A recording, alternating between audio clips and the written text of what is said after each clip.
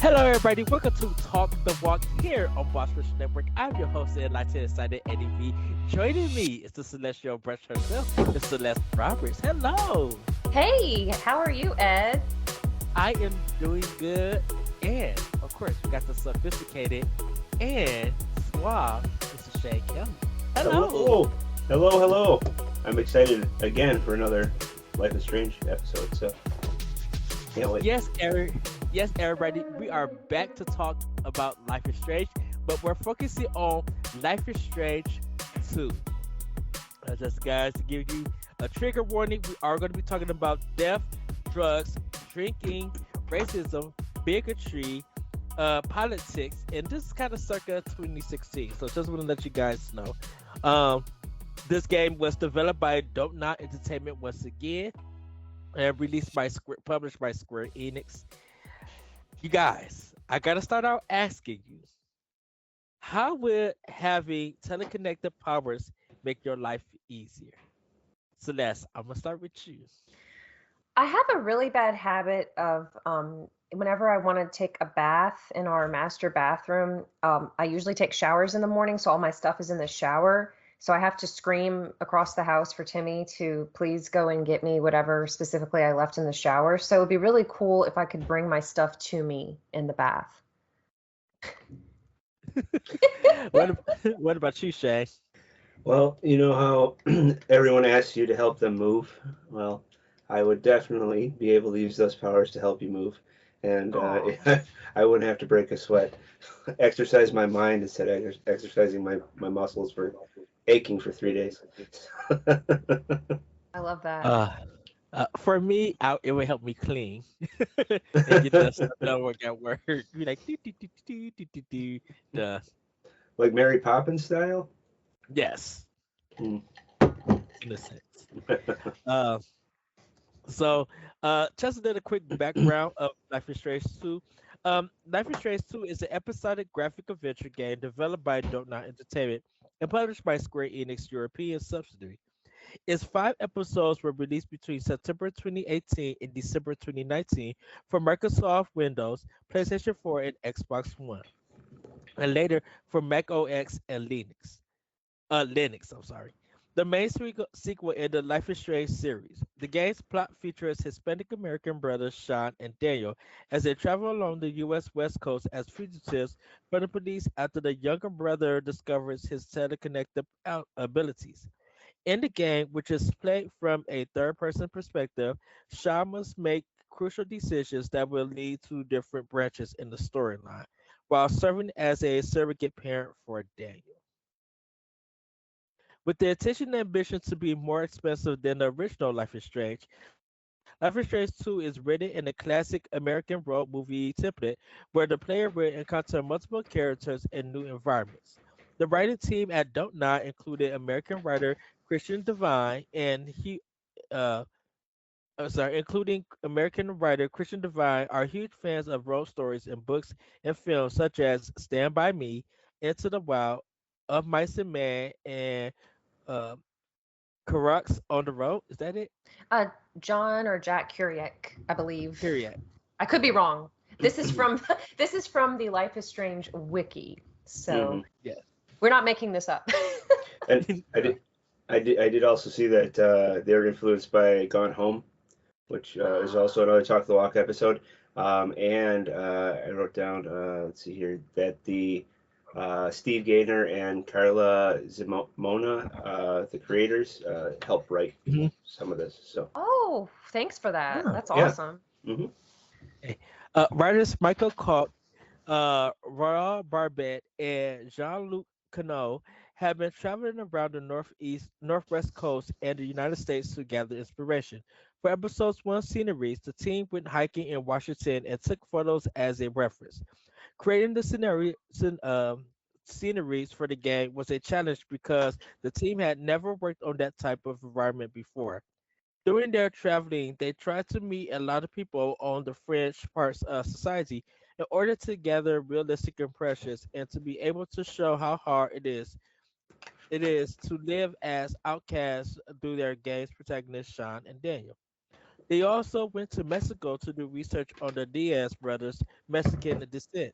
In an interview prior to the release of the game, Michael Coach revealed that one of the major inspirations for Life is Strange 2 was Brody, a photographer known for having train hopped across the USA for 4 years by capturing images of the people he met along the way. So, yes, so we're going to get into um, this discussion because how did you guys feel the transition of this game, where Life is Strange kind of dealt with the time mechanic, and this one is dealing with like telekinesis slash supernatural powers. Shane, your thoughts? Um, well, so doing some research, I like it almost seems like trauma is a trigger here for getting these powers. So, as in like the first game, um, Chloe was shot, and that Max kind of got her time rewind powers, or I don't know if they were activated or if she already had them, or whatever the case is. And then in this case, we got a gunshot. Um, so um, I believe like it started out, pretty good pacing, and I believe it ramped up fairly quickly, in my opinion, for the game, and it almost, I want to say, it it I don't want to say it was over dramatic, but it just seemed like boom, we got to run away. As we explain this more, we got a flight. We have to get going. So it just seems a little rushed later on. So that was my opinion on how this first portion went. So Okay, so that's what do you think of the time mechanic switching to a telekinesis? How it's a new story, new characters, new powers. What did you think about it? What's interesting about this Life is Strange is the person you're playing as is not the one who has these abilities. That's a big yeah, difference. You are not in charge of the telekinesis. You're kind of at your brother's mercy. And I'm assuming people listening to this have played Life is Strange too. If not, you're in for a lot of spoilers. So I recommend you play it before listening to this episode. But I have to agree with Shane. Some of it did start feeling a little rushed. And so this game, like we mentioned with the trigger warnings, it covers a lot of topics that I think that are still being discussed today, but I felt like they were used or discussed more during elections in 2016, especially like build the wall, a lot of bigotry, um, racism against the Hispanic cultures. This game touches on so much, and I feel like I don't know how to put it. I feel like they were trying to cover all of these really important topics, but it felt, at some parts, it felt a little forced, if that Hmm. makes any sense. Like not as authentic as I would have enjoyed it. But I guess that's kind of hard with a game where you're dealing with telekinesis, right? It's a little fantastical. yes, Yeah.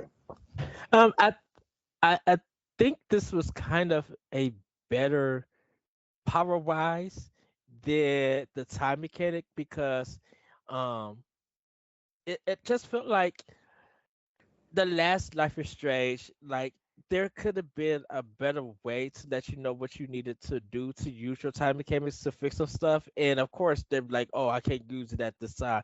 But it's just like I'm a person that deals with time. I should be able to use it at any time that I want to with no consequences. Because why is it when I use it at this time, this affects me? But then when I use it at other times, because it's part of the story, nothing happens to me. It's just that I use it. This one, it really feels like if uh, Daniel used a lot of the telekinetic powers, his blood, he's gonna have a bloody nose, you know, um, and it kind of just felt like okay, I could understand that because you're using your body to control something and getting powerful and trying to learn, but that is the consequences to it. with the first Life is Strange, um, the your character, it kind of feels like after she took a picture of the blue butterfly, that gave her powers. This one, it feels like it just arose out of something, that he always had it, but it took something of the first episode to trigger it and everything.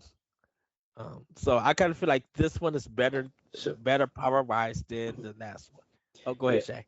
I was gonna say also interesting. Excuse me. You said bloody nose, so Max got bloody nose when she used her time rewind or fast forward powers, Mhm. and doing a lot of research for this episode, a lot of people had mentioned that Daniel, when he uses his powers, seems to have that cough. So people are saying that this is possibly his side effect is this cough. So especially in episode 2, he coughs a lot. He gets sick at his grandparents. So um, yeah, so maybe that there's something to that having some kind of side effect when you use these powers. So Which we will get into because that side effect gets literally thrown out into the garbage when it gets later on in the game. And I'm just like, could depend on the climate. wait a minute. Yes. Uh, so you guys, where should we start? I know we're gonna start by episode 1, but character wise, do you like Daniel or Esha? Did you like this duo of brothers? In this game, I could actually tell you, not Sean, Daniel was getting on my nerves, and Daniel was just like the dialogue for Daniel felt so repetitive because he kept blaming himself and just like doing this stuff and saying that he's to blame, and it's just like, okay, we get the guilt trip, I get it already, let's move on. We got to run. I kind of felt like the writing between those two is kind of repetitive and dull in the first beginning. That to the point that they just became literally annoying. Um, in a sense. So that's your thoughts about that, Yoshua? I don't know if it's because I don't have children. I don't know what it is. I have done summer camps as a job. I've worked with kids. I have two younger sisters. I have younger cousins. I do not have any children of my own. I don't intend to. Maybe a parent. I'm eager to hear your thoughts, Shane, because you're a parent. I was about to wish that I could abandon Daniel in the woods and leave him to fend for himself. And it's one of those things where I understand he's a child and he's experienced severe trauma that even most adults have not experienced. But have you played A Plague Tale: Innocence, either of Yeah. you? Yes. I'm working on that. I'm going to go back to it because Requiem was about to drop, and I need Yes. to get ready for that one. So in that one, it's kind of an escort mission as well, where you have Hugo, the little brother, and again, it's a child. I understand that kids do not think the same way as adults, but I'm a very driven, we got to go, please follow the rules, please do what we have to do. I try to be compassionate, but Daniel was very annoying. He was very bratty. At some points I thought he was going to use his powers against Sean. I felt bad for Sean, honestly. He got beaten up so many times. He's worried about his brother. He's what, 16, 17 years old, and he's having to take on Hmm. these massive responsibilities. The weight of the world is on his shoulders, and Daniel's not making it any easier. Honestly, I probably would have had enough, and because Sean has experienced trauma too that he's not able to process. Yes, I mean, he's still kind of a child in a way as well. I would have abandoned Daniel in the damn woods. You know what? You have telekinesis, you figure it out. It was just so annoying. Shay. So twofold here. First off, Sean did not tell Daniel about the situation fully. He didn't know his dad was dead. And maybe had he told him, this whole thing would have been different. He could have been more angry. His whole attitude could be changed in this whole first episode. Secondly, being the oldest of 5 other siblings, at 14, I babysat all 5 of them. And to know that you are not their parent, Yes, you're older, but they don't have to respect you because of that.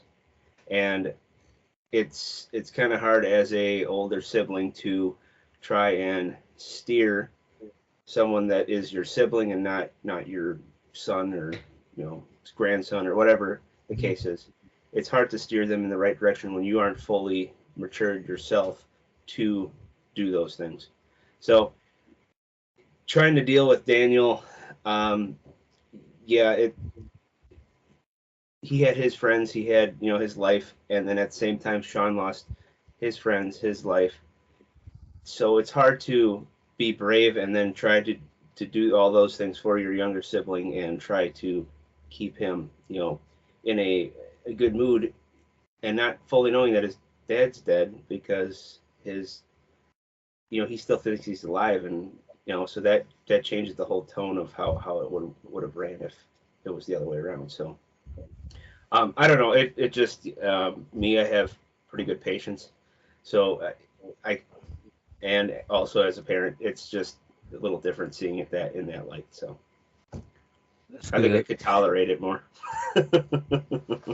But I think for me it was just like when is Daniel gonna come to a point and realize that you know we're on the run because something happened to our dad. I'm like, we've never gone out camping.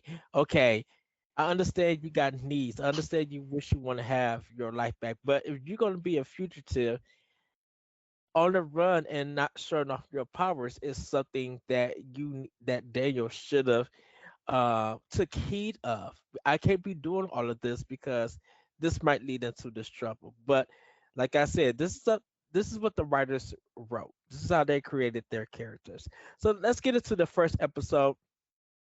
Uh, After the sudden death of his father in the hands of a police officer, and said officer ended up dead by inex-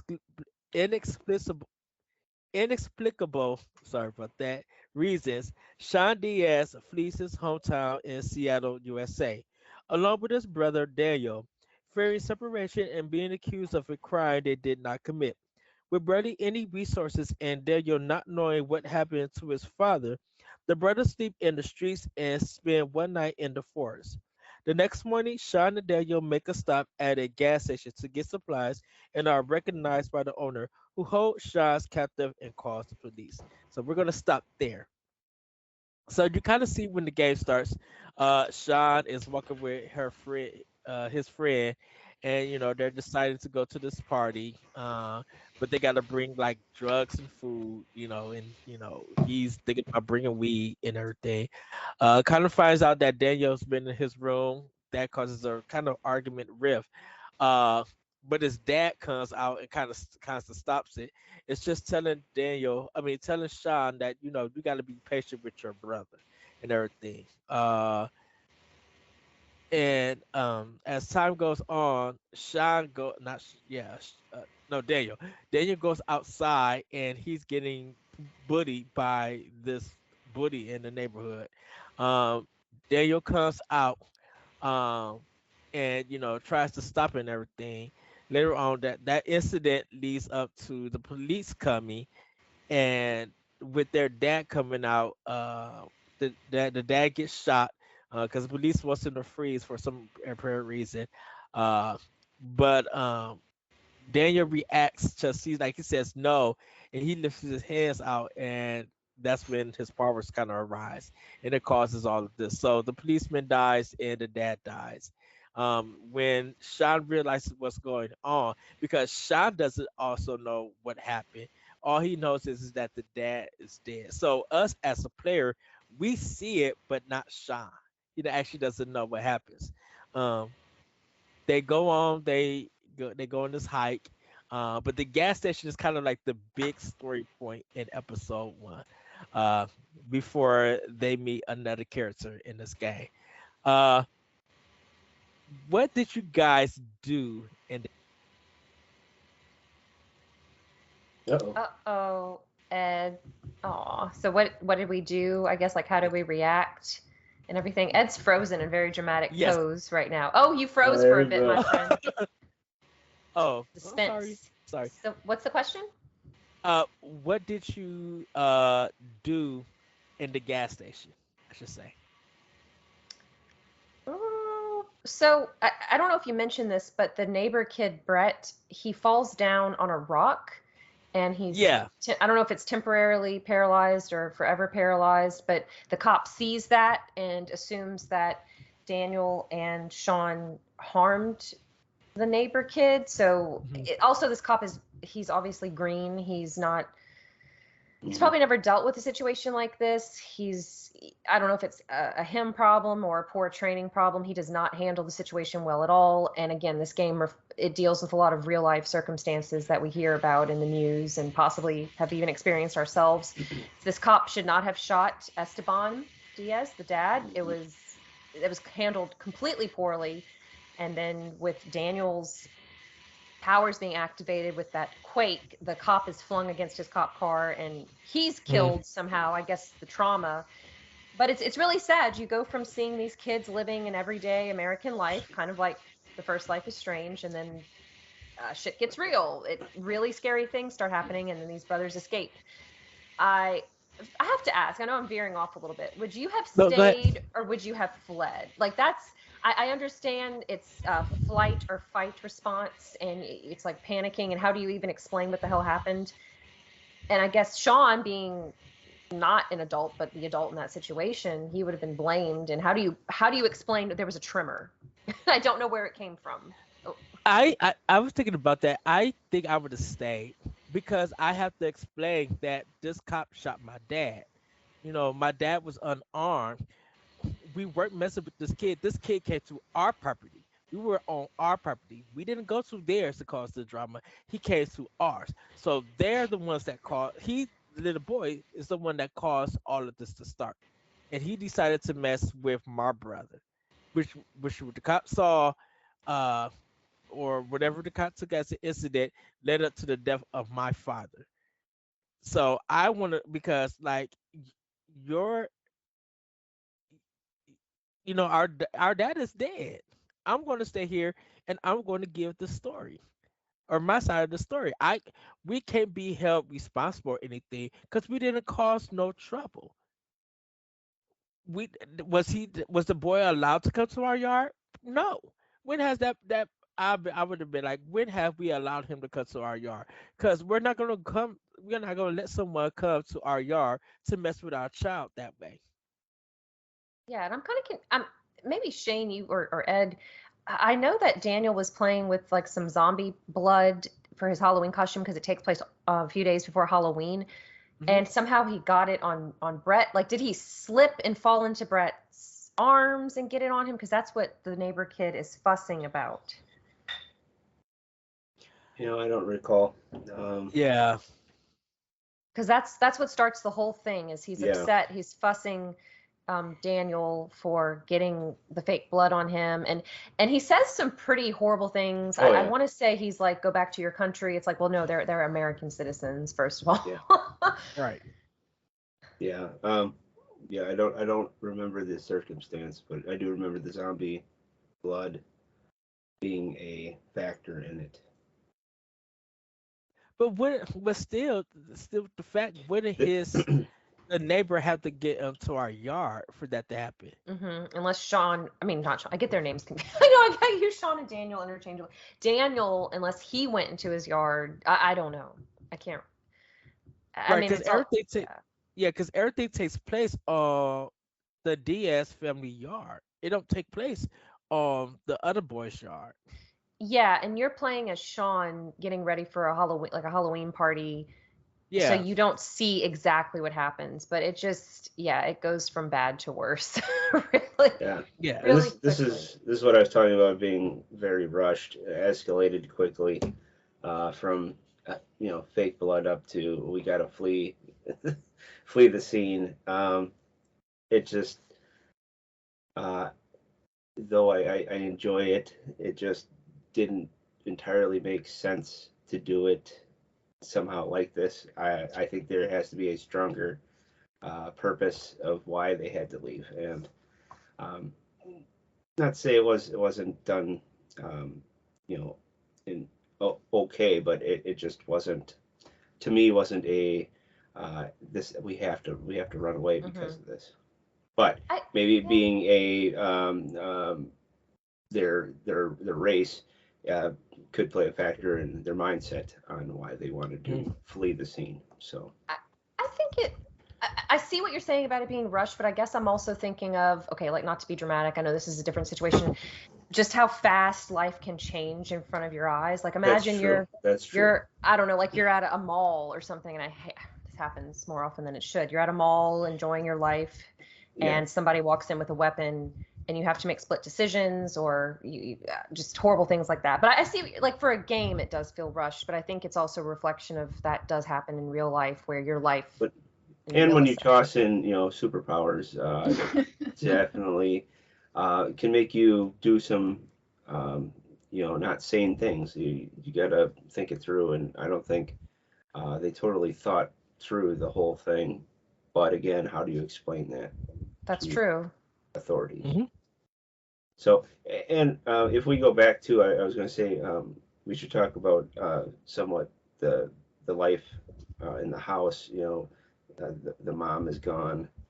Um, Sean's best friend is Layla, and I feel Layla should have been a stronger character. I think in this game, and then also them, the dad talking about do you know what the place was called in Mexico? Uh, Porto Lobos. yeah, Porto Lobos. yes, talking about the place where he grew up and wanting to go back there someday. So there's a lot I think going on with this episode, trying to build up to the rest of the episode. So, um, and then we'll get back to your question, Ed. I think after we I discuss know it a little bit. there's so much, like you could spend We, an we hour on each we episode. just did what the game did. We rushed to the gas station. Yes, yeah, you, you're walking in the wilderness. It's beautiful. It's Washington State in the fall. Oh It's yeah, gorgeous. I had issues with the gas station situation because yeah. I was honest. You have a decision. You can steal supplies or you can pay for them. I paid for them. I I did um too. Hmm. and what I'm confused about is the lady working behind the register is so kind, and I believe she is the wife of the owner, so I guess she's co-owner. Yeah. And the co-owner recognizes the boys while they're eating outside and accuses them of stealing. I'm thinking, could this not have been solved by his wife saying, I have proof that they paid for it, I have a receipt? It, I don't understand that part I at and the all. thing, and the thing about it is the dad went into the shop before he came back outside uh to like confront them. So I Is don't it just know how.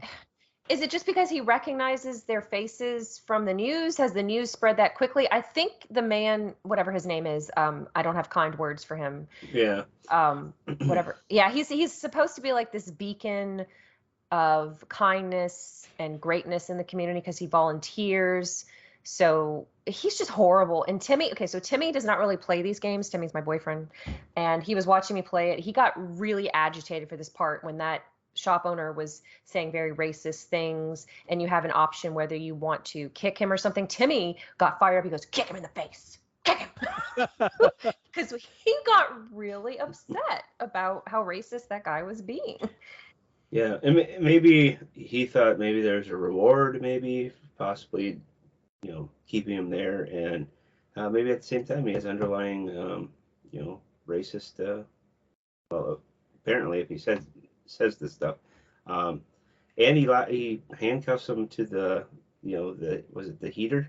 Yes, he's Yes. So kidnapping these this is a people. 16-year-old kid getting handcuffed in the gas station, and racist remarks are flying out of the guy's mouth, and there's no way that would be legal anywhere. So Did you, when he approached them at the picnic bench, did you also think, is this guy a pedophile? Because the way he approaches them is a little creepy. He yeah, I was thought, creepy. yeah, yeah, Oh, go ahead. I he was, yeah, he was creepy. But I didn't think he was a pedophile because he wasn't like looking. I think if they would have did so many face cuts to Daniel, and he was just like looking at him, licking his lips, or just like doing body movements and stuff at camera angles, I would say that's when he was just kind of predatory, like a pedophile. But he was just really, just the way that he just came up and just had this hard rush, nasty tone with them and everything. Mhm. That's just when I was just like, okay, he's gonna be someone that is gonna be the first obstacle that we're going to go against and everything. Um, because you do meet another character um before you actually leave, because he's a news reporter and you're kind of reading some of his stories. And when like when that whole situation like kind of concludes, you kind of hop in the car with him. You and Sean and Daniel hop in the car with him and leave after they escape from the gas station. In a sense, Hmm. His name's Um, Brody. Brody, yeah. Brody. And Um, Yeah. yeah. I was gonna say also, did you notice the blue truck leaving the gas station? Um, it's pretty. It looks exactly like the blue truck that you'll see later in episode 4 that picks Sean up. It's got the Mm, logs and everything in the back of it. mm, So I thought that was a cool Easter egg if that is the case, that it's the same truck. So hmm. It's Hmm. a good Interesting. observation. I wonder, based on what we talked about with the guy Mike Brody, that photographer, I wonder if mm. that's Brody's namesake. Yeah, I was thinking the same thing because they said he he roamed the U.S. for like 4 years taking Hmm. pictures of all sorts of different people, um, hopping trains and hobos and other people. And then also there was a lot of, if you noticed, a lot of symbols too, the what they call hobo Excuse me. symbols Hmm. for communications in different areas in the game. And I think they also use that in Before the Storm as well on the train as well, where they just Mm-hmm. have different meanings for the symbols that they put on. Hmm. So, Well, Sean escapes capture with the help of Daniel, and the brothers find help in a stranger named Brody. Sean discusses his situation with Brody and decides to get out of the country and go to Puerto Lobos, Mexico, his father's hometown, and to tell Daniel the truth about their father.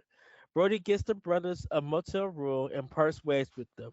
In the motel room, Daniel angrily manifests his teleconnected powers after finding out about his father's death before Shaw could tell him. Shaw manages to calm him down, and the next morning, the brothers take a bus towards the south. And that is episode 1. I actually, out of everybody, aside episode 4, because we're going to get, no, episode 5, because we're going to get into episode 5 a little bit later. I'm excited for episode 5. I think Brody was kind of like the best and lovable character in this game. Hmm. Number one.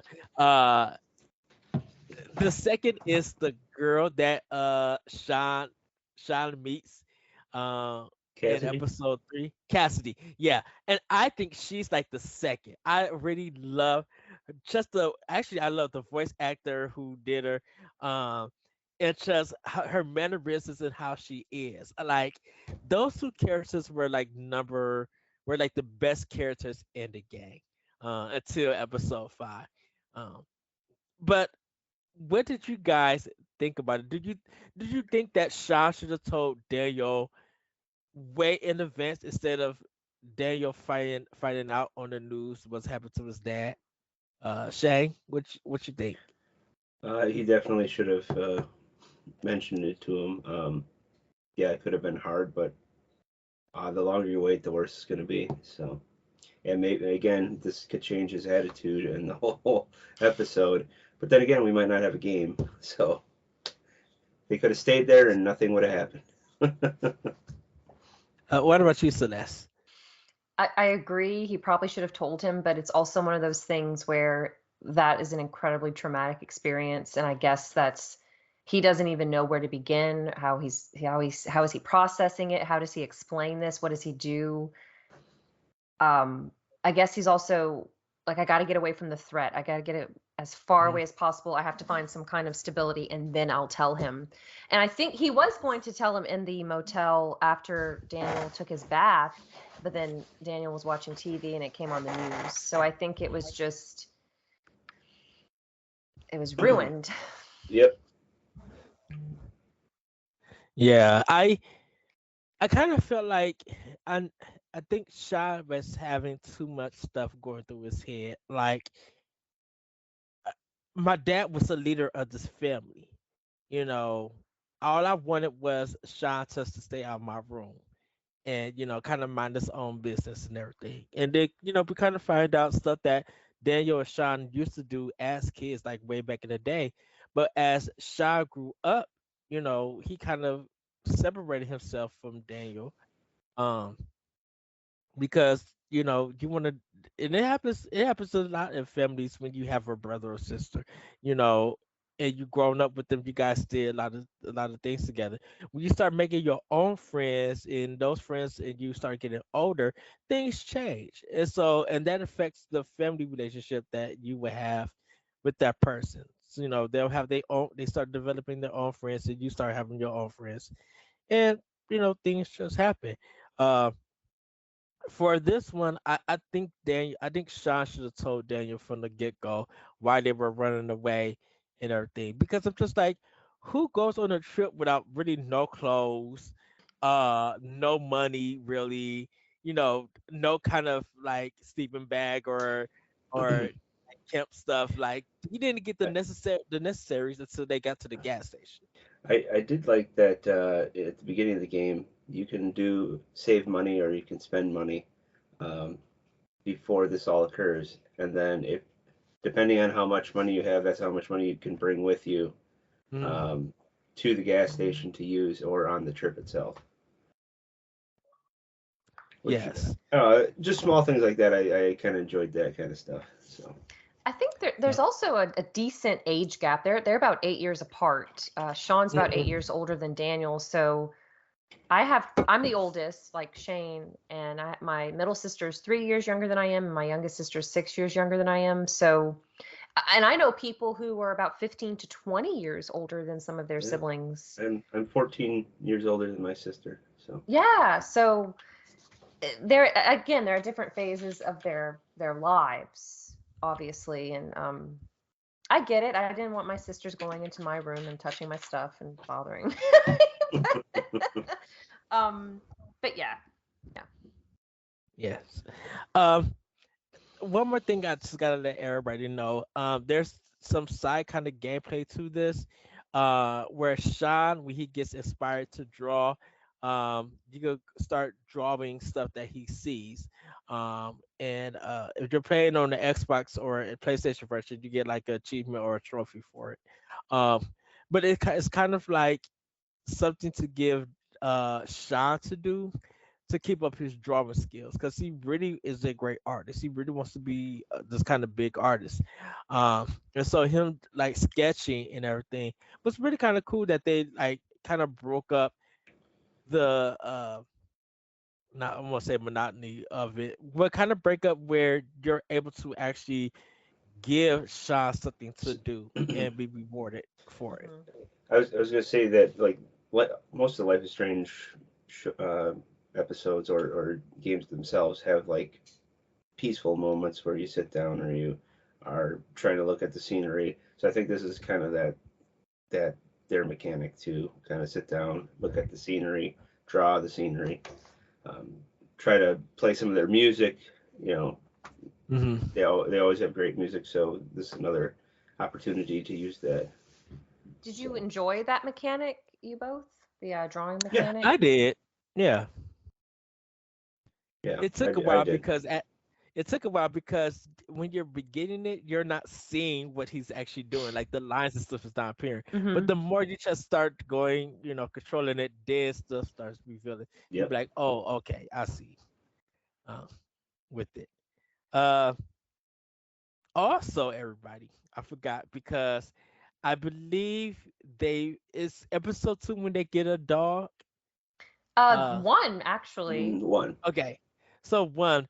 they actually get a dog. And it kind of play if you decide to keep it and give it a name, it plays a big role in the next episode. Um, did you guys keep the dog? Hmm. Uh-huh. Okay, I I didn't did too. realize, I couldn't remember that you can choose to not keep the dog. I thought you could.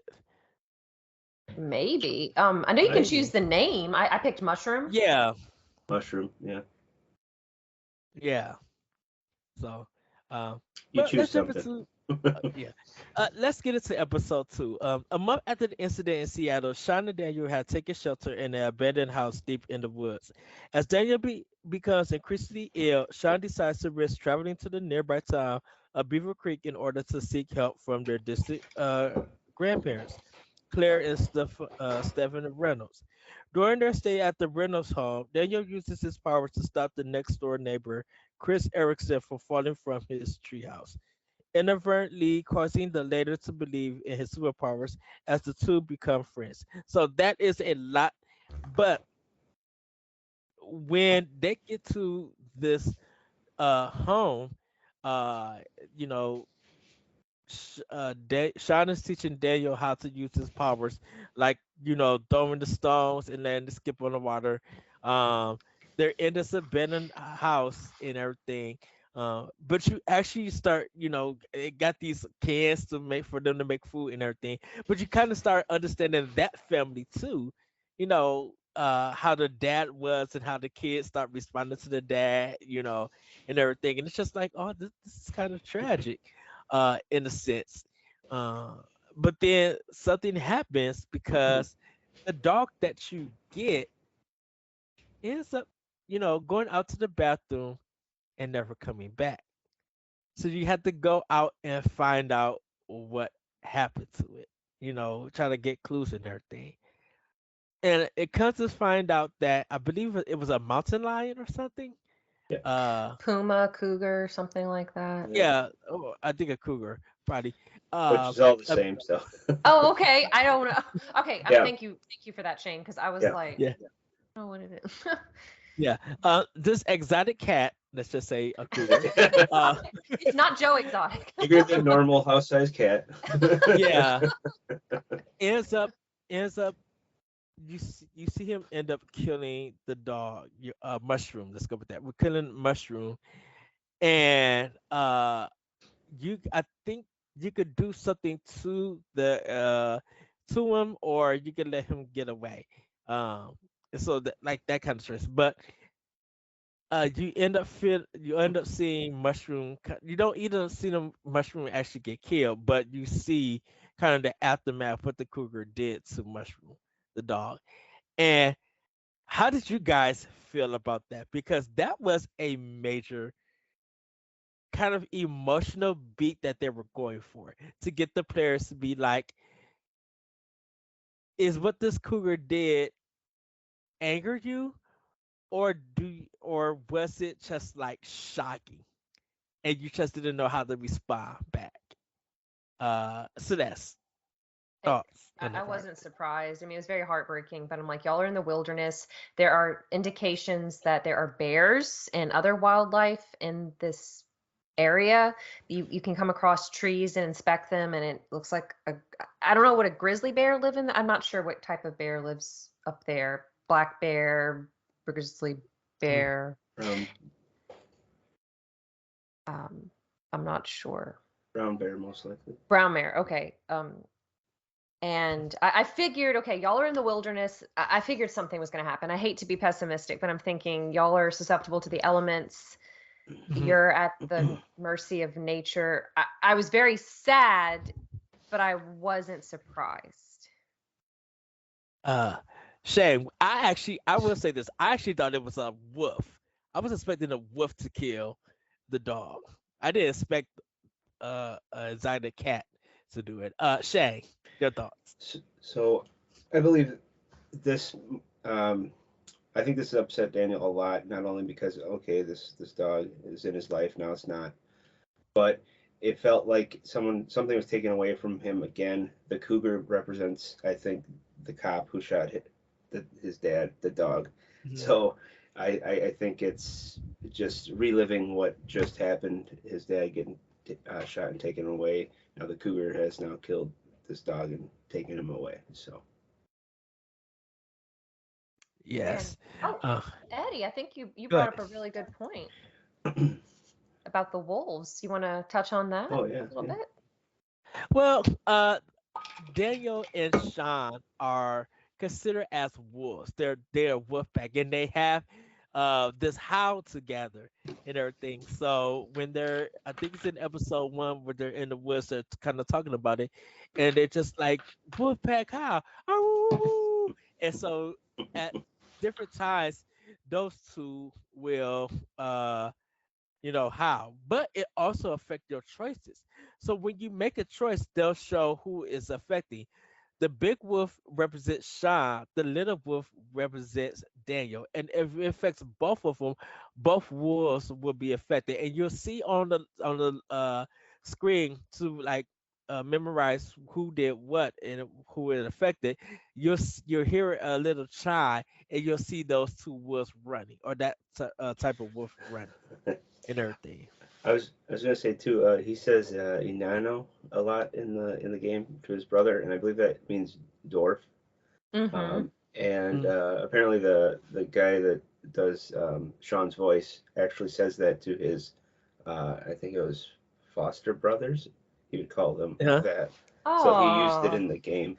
that's Um, sweet. yeah, and then also something I don't know if this was in this portion or if this was in the Mount Rainier area in the first section, but they come across mushrooms on the side of a tree, and he he calls it a clicker, which is the from Last of Us. So it's kind of an Easter egg to the Last of Us because the mushrooms kind of look like the face of the clickers. So Oh, Yeah. there's a okay. lot of game references in here, of course, because it's it is a game. I was gonna say Yes. like I think they reference well Minecraft's referenced a lot in here, Hmm. and I do have another game, but I'll mention it later because it comes in episode 4. So Okay. The next day, Christopher. Okay, so they end up meeting the grandparents, and Karen's everything. parents specifically to specify. Yes, Yeah. yes, and uh, boy, what kind of parents they are! I did not like them. They were so there. Those are because the thing about it is those are kind of the parents that I deal with at my job, and I was just like, you are so suburban and so don't hurt it's people's so feelings like that, Ed. You're so it's suburban. You're so suburban. they Strong, they are strong language right there. they're because sometimes they get very rude and very thinking that they know what is best. When I'm like, you have no experience in the retail, so you don't know what goes on, how we do stuff and everything. You think you can say something and stuff magically happens. It doesn't go that way.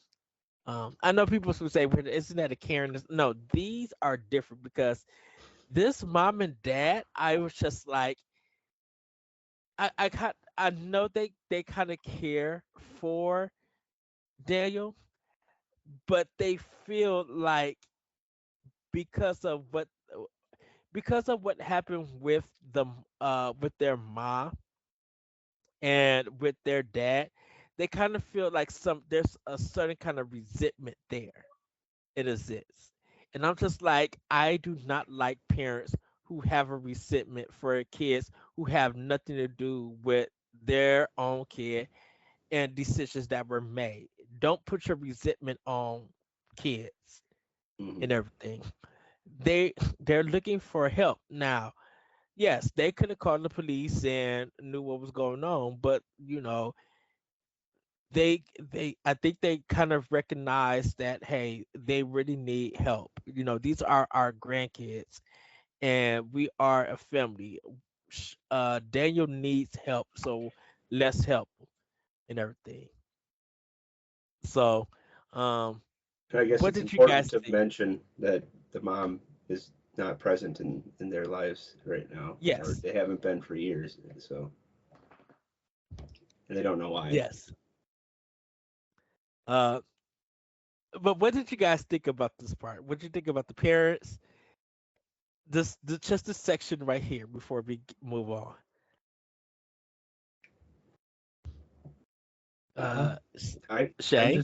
just gonna say like it it must have been confusing. They're seeing their grandchildren that they haven't seen in years. Where's where's the parents? Well, I'm sure they found out about their dad somehow before they had arrived. And I guess even being suburban, Ed, I think Hmm. it was nice of them to take them in and shield them from the cops that inevitably knock on their door. So, Yes. Celeste. I I I don't find them that horrible. I think they're happy to see their grandchildren, but they do indicate they know what has gone. I mean, of course, they don't have all the answers, but they understand that Esteban's dead, and they like, okay, imagine if I imagine myself in that situation where I'm just enjoying my life, and then some relatives I haven't seen come to my door, and I know that they're fugitives technically. I mean, they're innocent until proven guilty, right? But Yeah. they did run away from this, and now nobody knows what's going on. It makes them look like they did it. By hiding them, you're kind of complicit with their situation. So that's an awkward situation to be in, because you haven't seen them in years. You don't know what's going on. You could be implicated in that situation. You could go to jail. I Hmm. mean, they indicate you can talk to Claire a lot, and she says something about Esteban was a little different.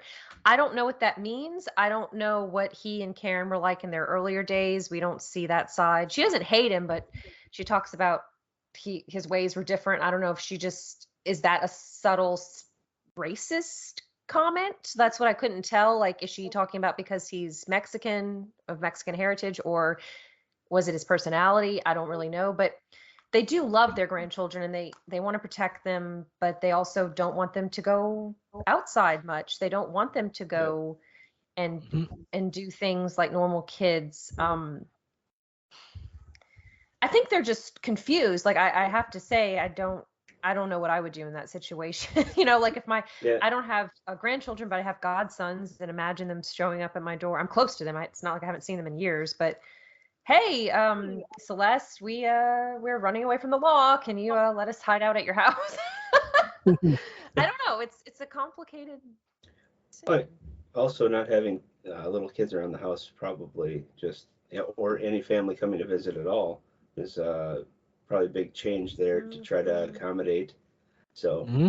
you kind of want to, okay, what do you guys have for breakfast? I don't remember anymore what kids eat, Yes, yeah, like um, just trying to get them a place to stay and get them some clothes. And so uh, just, I think the accommodation and surprise is probably shocking and over time, needs to be, you know, familiarized with everyone. But I don't think they get that chance because I don't know how long they were there, but I don't think it was too long. Um, No, it like a wasn't too week. long. Yeah. yeah, because in that time, what the bookshelf fell on what's his name, the grandpa Steven. Stephen, and I think doesn't it he reveal then Daniel reveal he has the powers to lift it off of him, or just does it Uh, without? you can decide. I think that's a Oh choice yeah, you can make. Like, do you want to Yeah. show them yeah, what he can do, or do you want to try to pull him out yourself? I use the powers. What did y'all use? yeah. Why not? I think I pulled them out. I don't think I used powers in it um for it. Okay. So well let's see. And Chris, they also meet the neighbor Chris. Yes. The next day, Chris invites the brothers where Sean meets the homeless sisters Cassidy and Finn. Once back at the house, Daniel convinces Sean to assist him in searching their mother's room, where they come across a letter expressing her concerns about her sons following the Seattle incident. Moments later, Claire returns home with Steven and confronts the brothers over violating her rules and trust. During the ensuing argument, Steven leaves to his workroom, where he becomes pinned underneath his long neglected cupboard. After Steven is pulled free, Beaver Creek's sheriff arrives at their home in search of Sean and Daniel, causing Claire to distract them at the door while the brothers flee the house. During their escape, Chris can either help guide them toward an alternate escape route, discover that he never had powers after Daniel flips a police car, or become injured by said car. Afterwards, the brothers jump aboard a train heading out of Beaver Creek. So, Whoa, yeah, uh, it's a heavy episode. Yeah. yes. I was going to say too. Do we discuss the scene with Cassidy and Finn, um, and going to get a Christmas tree? Okay, that was so risky. I was like red alert, do not leave the house. Do not go into town. Your faces are probably on the news. You're going to get caught. Yeah. And I get it. He wants I think what irritated, okay, this is where Daniel, I get it. He's a kid. Mm-hmm. It's like Sean and the grandparents have been telling you the gravity of this situation. Come on, let's go into the store. Let's go into the Christmas market. It's like, oh my God, oh my God. They don't get caught, but that was that what y'all were thinking too? Well, I don't know. So he goes with Chris and what's Charles. Charles.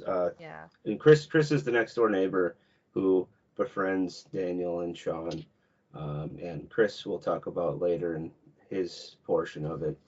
Mhm. But they go and get a Christmas tree, or go try to bring the red truck and get a Christmas tree at this market, and that's where they meet Finn and Cassidy, who are um, you know, I want to say hobo, like, based on all we've talked about. They're train hoppers. They don't stay in one place at any given time longer than a couple months. So um, they interact with them. She, I believe, plays guitar for them, and then kind of flirty. And then also, this is where they meet. I think his name's Nick. Nick is the guy that's one of the vendors there, and he gets in an argument with Finn and Cassidy. And remind me to tell you later of a theory about Nick as well, when we get to the other Chris episode. But yeah, I think that whole they kind of have an argument, and it's, even though Nick is supposed to be this upstanding citizen, he kind of makes them feel pretty bad, and some words are exchanged, and they leave, and then I think that's when they pick out a Christmas tree, and they head back. So it's a smaller scene, but it's still pretty impactful. Yeah, This. because I think Daniel was just like, I need a friend companion. I need some companionship from someone my age because Yeah. I'm I'm dealing with Sean and his stuff, but I Mhm. want to. I'm a kid. I want to have fun. I want to be able to talk to somebody Mm-hmm. that's of my age, and so Chris is that supplement for that. That fixes Yeah. that spot for him and and everything. and I think, like, okay, the normalcy of wanting to have a good holiday, and you take the steps to have this good holiday. You go and you pick out this Christmas tree. That, for me, at least in both situations, where we'll talk about Mhm. the Chris and Charles situation later, but it's a band-aid to cover over a wound, and Mhm. normalcy, but it's not going to be normal ever again. But you're trying to keep it in tradition of what you usually do, and you want to keep doing that regardless of what is the events that have occurred. So Yeah. Um, I know for me, like that portion was kind of cool and everything. Like I said, meeting Cassidy, like that was really important for Shaw because it becomes like, in a sense, this is like the love portion relationship that's placed in the game, but it's not fully there because you can decide to go further in it in another chapter, and everything. But it's just like their relationship bouncing off each other is good. They have chemistry and everything. Um, Do we And want to? I'm sorry. Go ahead, Sean. uh, That's Shane. Shane. Sean and Shane. that's fine. Um, Speaking of names that are different, I believe Finn and Cassidy's original names were Forrest and Charlotte, and they were siblings. And Hmm. then they changed it up later on. Um, I'm assuming because of the episodes, how the story evolves. So mhm. Mm-hmm. it's cool. I think, and I believe Finn and Cassidy, of course, are named after Butch Cassidy and Huckleberry Finn. So Yes. adventurers. This is Yeah. also it's very brief, but Shane was made a good point that we should probably talk about this. Um, the game at some point does prompt you to play The Awesome Adventures of Captain Spirit, which is Chris's story. It's very short, maybe about an hour, 2 hours, Hmm. depending on how long you take.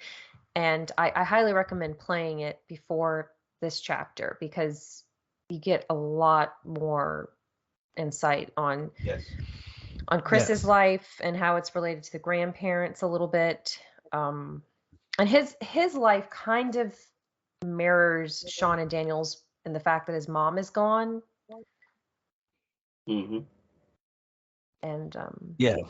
yeah, it's cute. It's a really cute side quest, so to speak. Yeah. Yes. Did you want to Now, talk about it? Sure. While we're here, oh it's short enough, right? Yeah, you yeah, want to? go Unless, ahead. okay, I was gonna Well, say so. well, Go ahead. so before you get into it, Shay, okay, so the Ventures, this portion of it, it was a free download at E3 a couple of years before this game came out. Yeah. Um, so people were able to download it, and part of it was going to carry over into Life is Strange 2. Um, but this really focuses on Chris and his dad. But there's other things that happen to it. So Shay, go ahead. I was You gonna can say read. if you want to read, or I can read it too. The description I wrote of it. Go ahead. Okay, so a boy named Christopher Erickson creates a superhero for himself named Captain Spirit to help cope with his alcoholic father Charles as they prepare for another Christmas without his mother Emily, who was killed 2 years earlier in a hit-and-run accident. Chris creates villains and uses his imagination to defeat them, including his nemesis Mandroid. After an argument with his father, Chris retreats to his treehouse and accidentally falls. However, he never hits the ground, but somehow levitates before hitting the ground while two boys watch from afar, which are Sean and Daniel. Um, so, um, what I like this short episode is just talking about Chris, who's trying to deal with another holiday, not having his mom around, reminiscing about old memories that he has with them, and his dad, who used to be a big basketball star, um, how he would wished he had seen him play when he was younger, and how he wished his dad was like he used to be because his dad is now depressed.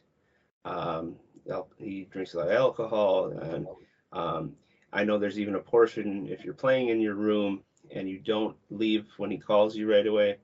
Um, if you take too long, he has more of an argumentative and just a more mean demeanor against Chris if you do not get there right away. So, um, what I found interesting, if you read or you're looking in the house, there's at one portion there's the book that Mark Jefferson from Life is Strange uh, created years ago of I believe has a picture from the original Life is Strange for his art cover for this book.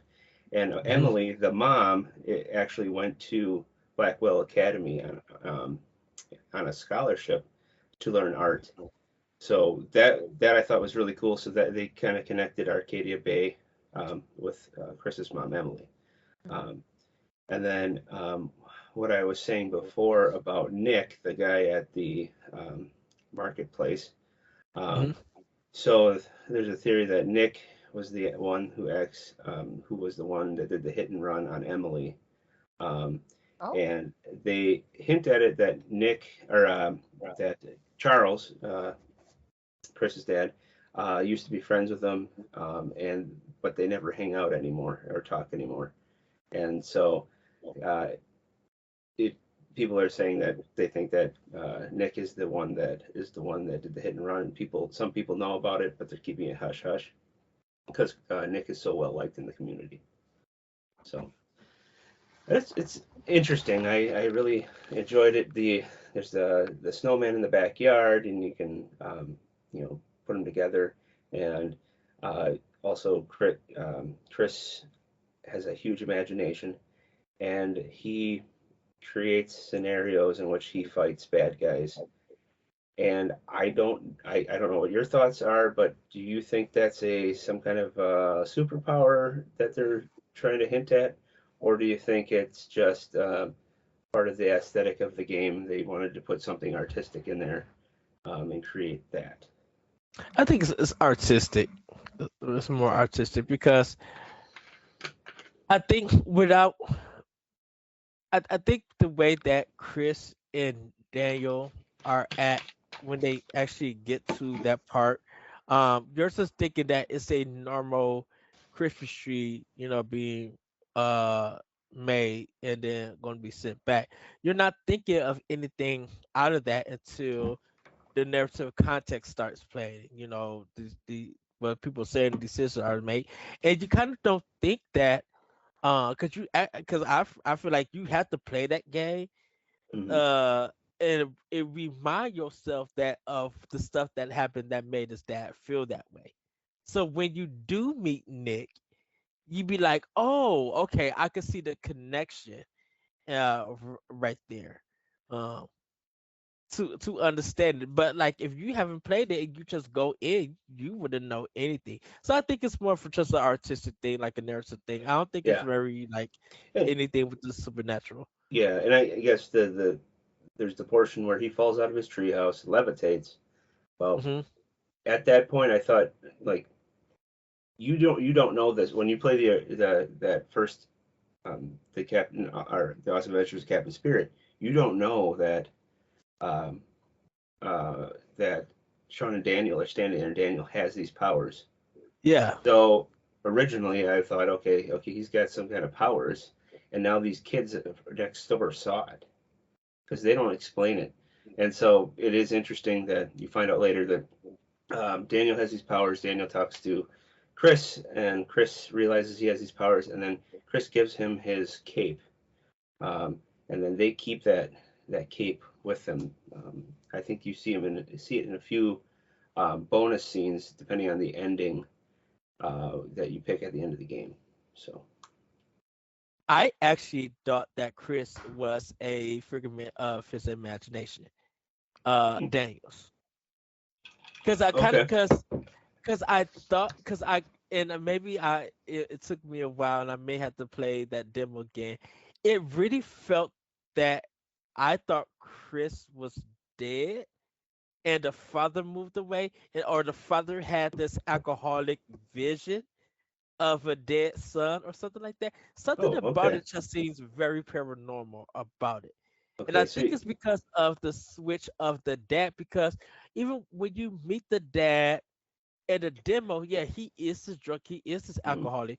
But then when you meet them in the game, he feels like he's sobered up, learned this lesson, and he wants to take his son to go get a Christmas tree. Like their relationship is better in a sense. So it was just like, man, I'm like, did I did I remember this wrong? And I probably did remember it wrong, but it really had a supernatural, paranormal element that the dad and Daniel were both envisioning Chris at the same time. So you're almost thinking Something Sixth Sense type of thing, Mm-hmm. kind or of, yeah, okay. Hmm. yeah, because Well, it that's a was good just take on like, it, though.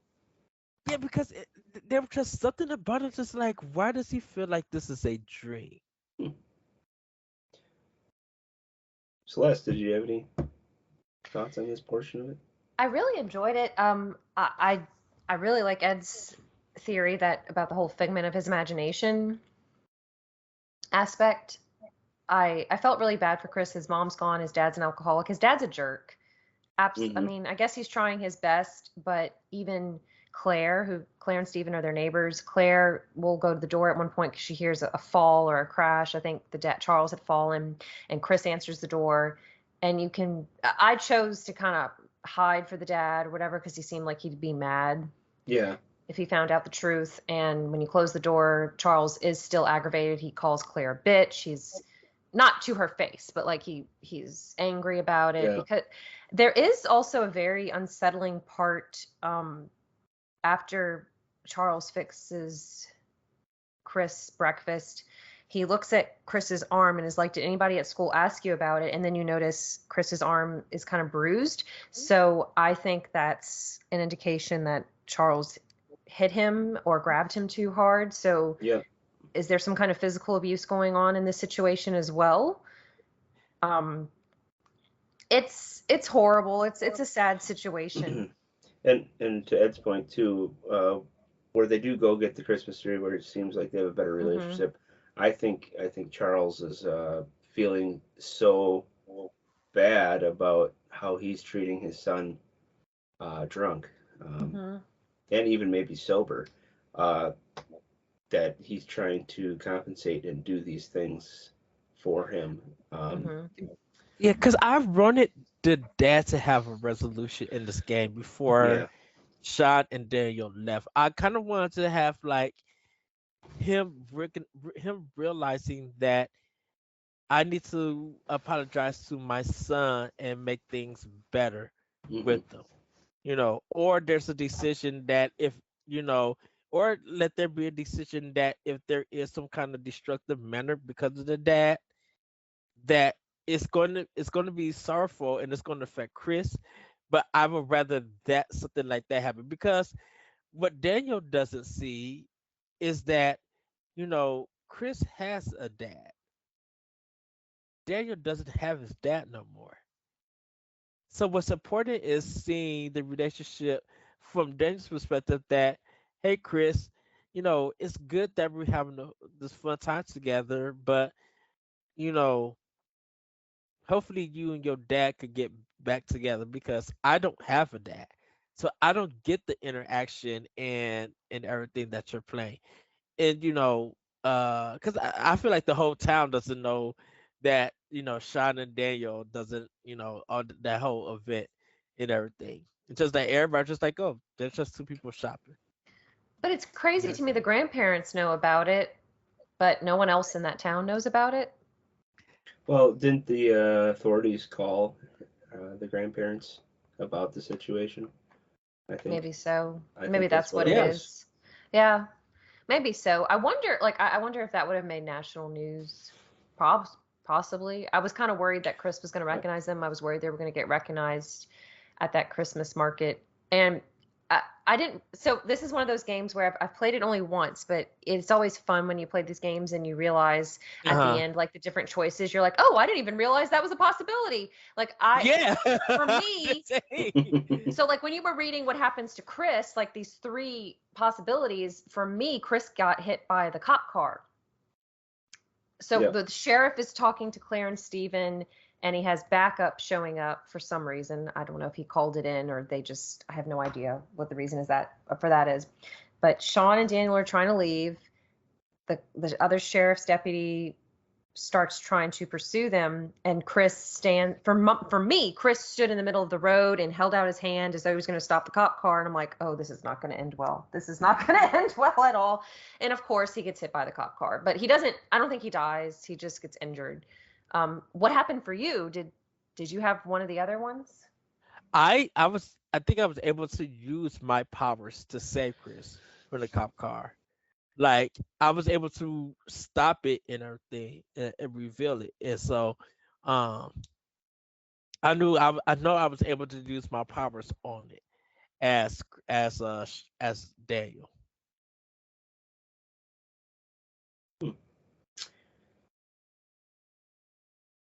I was gonna say, boom, car, get out the way. I made sure that wasn't hidden, Chris. So I did the same thing as Ed. So I wonder why. Maybe I let Chris think he had powers. Maybe that was why. I don't remember why. But I didn't know that he could help them find an alternate escape route. But yeah, and then they jump on a train and leave Beaver Creek. Mm-hmm. Hmm? End of chapter 2. End of chapter 2. So we get into episode 3. In a flashback 3 months before the incident, Sean and Daniel are caught having a fight in the living room by Esteban, who lectures Sean about being an adult and watching over Daniel. Sean apologizes to Daniel and gives him a watch, which the later promises to keep forever. In the present day, 2 months after leaving Beaver Creek, Sean wakes up at a campsite in Humboldt County where he has been working on a cannabis plantation for several weeks with Cassidy and Finn's community of drifters. As he makes new friends within the group, Sean finds Daniel drifting away from him and growing more attached to Finn, who treats him as an adult. One day, Daniel is caught sneaking into the house of the pot farmer's owner, Merrill, who fires the brothers and orders him to be punished. However, Daniel saves himself with his powers, exposing them to Finn, Cassidy, and fellow drifter Jacob. We're going to stop right there. Um, Oh, Daniel, because I wanted to. this is when the game starts getting good and interesting. Celeste, go, because you got words. Take it away. Again, Thoughts. again, I get it. Daniel's a kid. He's dealing with a lot of trauma. He's a little jerk though. Like I was worried he was going to hurt Sean on purpose. And they're dealing with an illegal situation. They're in the hot seat. Like if they get caught by the authorities, they're probably going to be arrested. Um, the guy, I think his name's Joe or Joseph. He's like this. He's Merrill's guard, and he has an assault rifle on at all times in case any of the drifters working on that pot farm would try any funny business.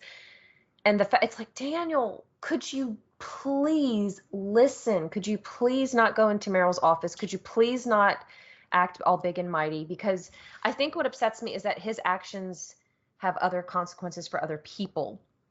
He's not necessarily hurt, but his brother is hurt or other people are hurt. And I think that's what drives me insane. Like, could you please listen? It just irritated me so much.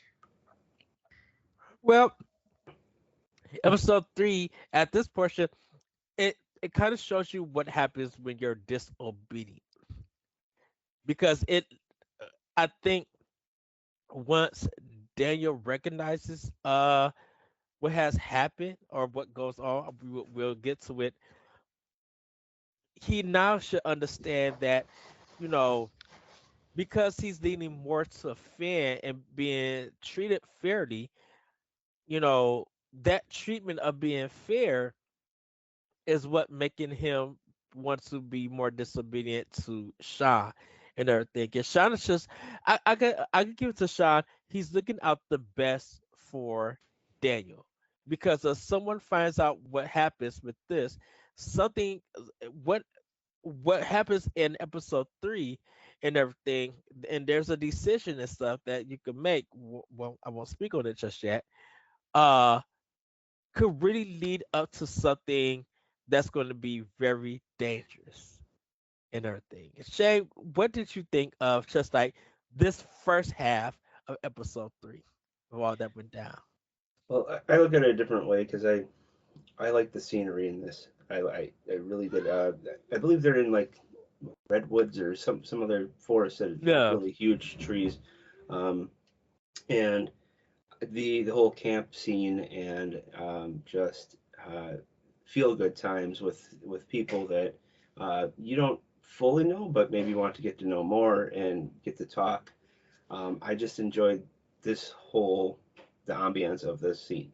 Um, and then you got, of course, Daniel looking more towards Finn because I don't. Finn makes him feel like he can uh, be himself, do the things that he wants to do without the uh, almost all-seeing eye of his brother watching him and telling him what he thinks is right. And Um, so that little light of freedom for Daniel, I believe, is he's taking every bit of it and using it for himself.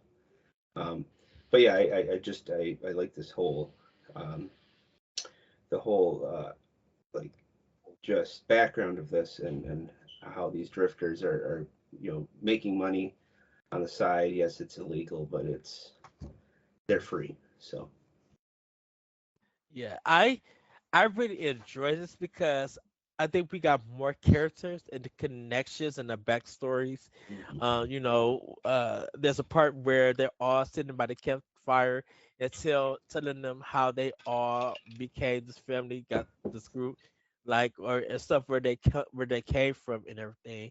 I like the fact that Cassidy gave uh Shaw that tattoo, and you got to choose what it was and stuff. I thought that was kind of cool, but I kind of see why Daniel was getting close to Finn because Daniel felt disrespected by Shaw by all of these rules. He felt like I want to be able to do something and you won't let me do it and stuff. But Finn will let me do it and everything. There's a point where uh uh Daniel is showing Shaw that he's been getting better at mastering his powers and everything. And it's kind of also showing like even Daniel kind of has a little attitude. I already know Shaw, and he starts showing them doing this stuff. And and Shaw's just like, when did you learn that? He's just like, it's not like I haven't been practicing. I have. You just haven't been paying attention and everything. And so there's there's they're setting the tone of jealousy right there where why do you as the older brother get to have your fun with Cassidy but I can't have my fun with Finn? Now that I'm having my fun with Finn, you're getting jealous, but I haven't said nothing about you until you really want to get on me about you and Cassidy. So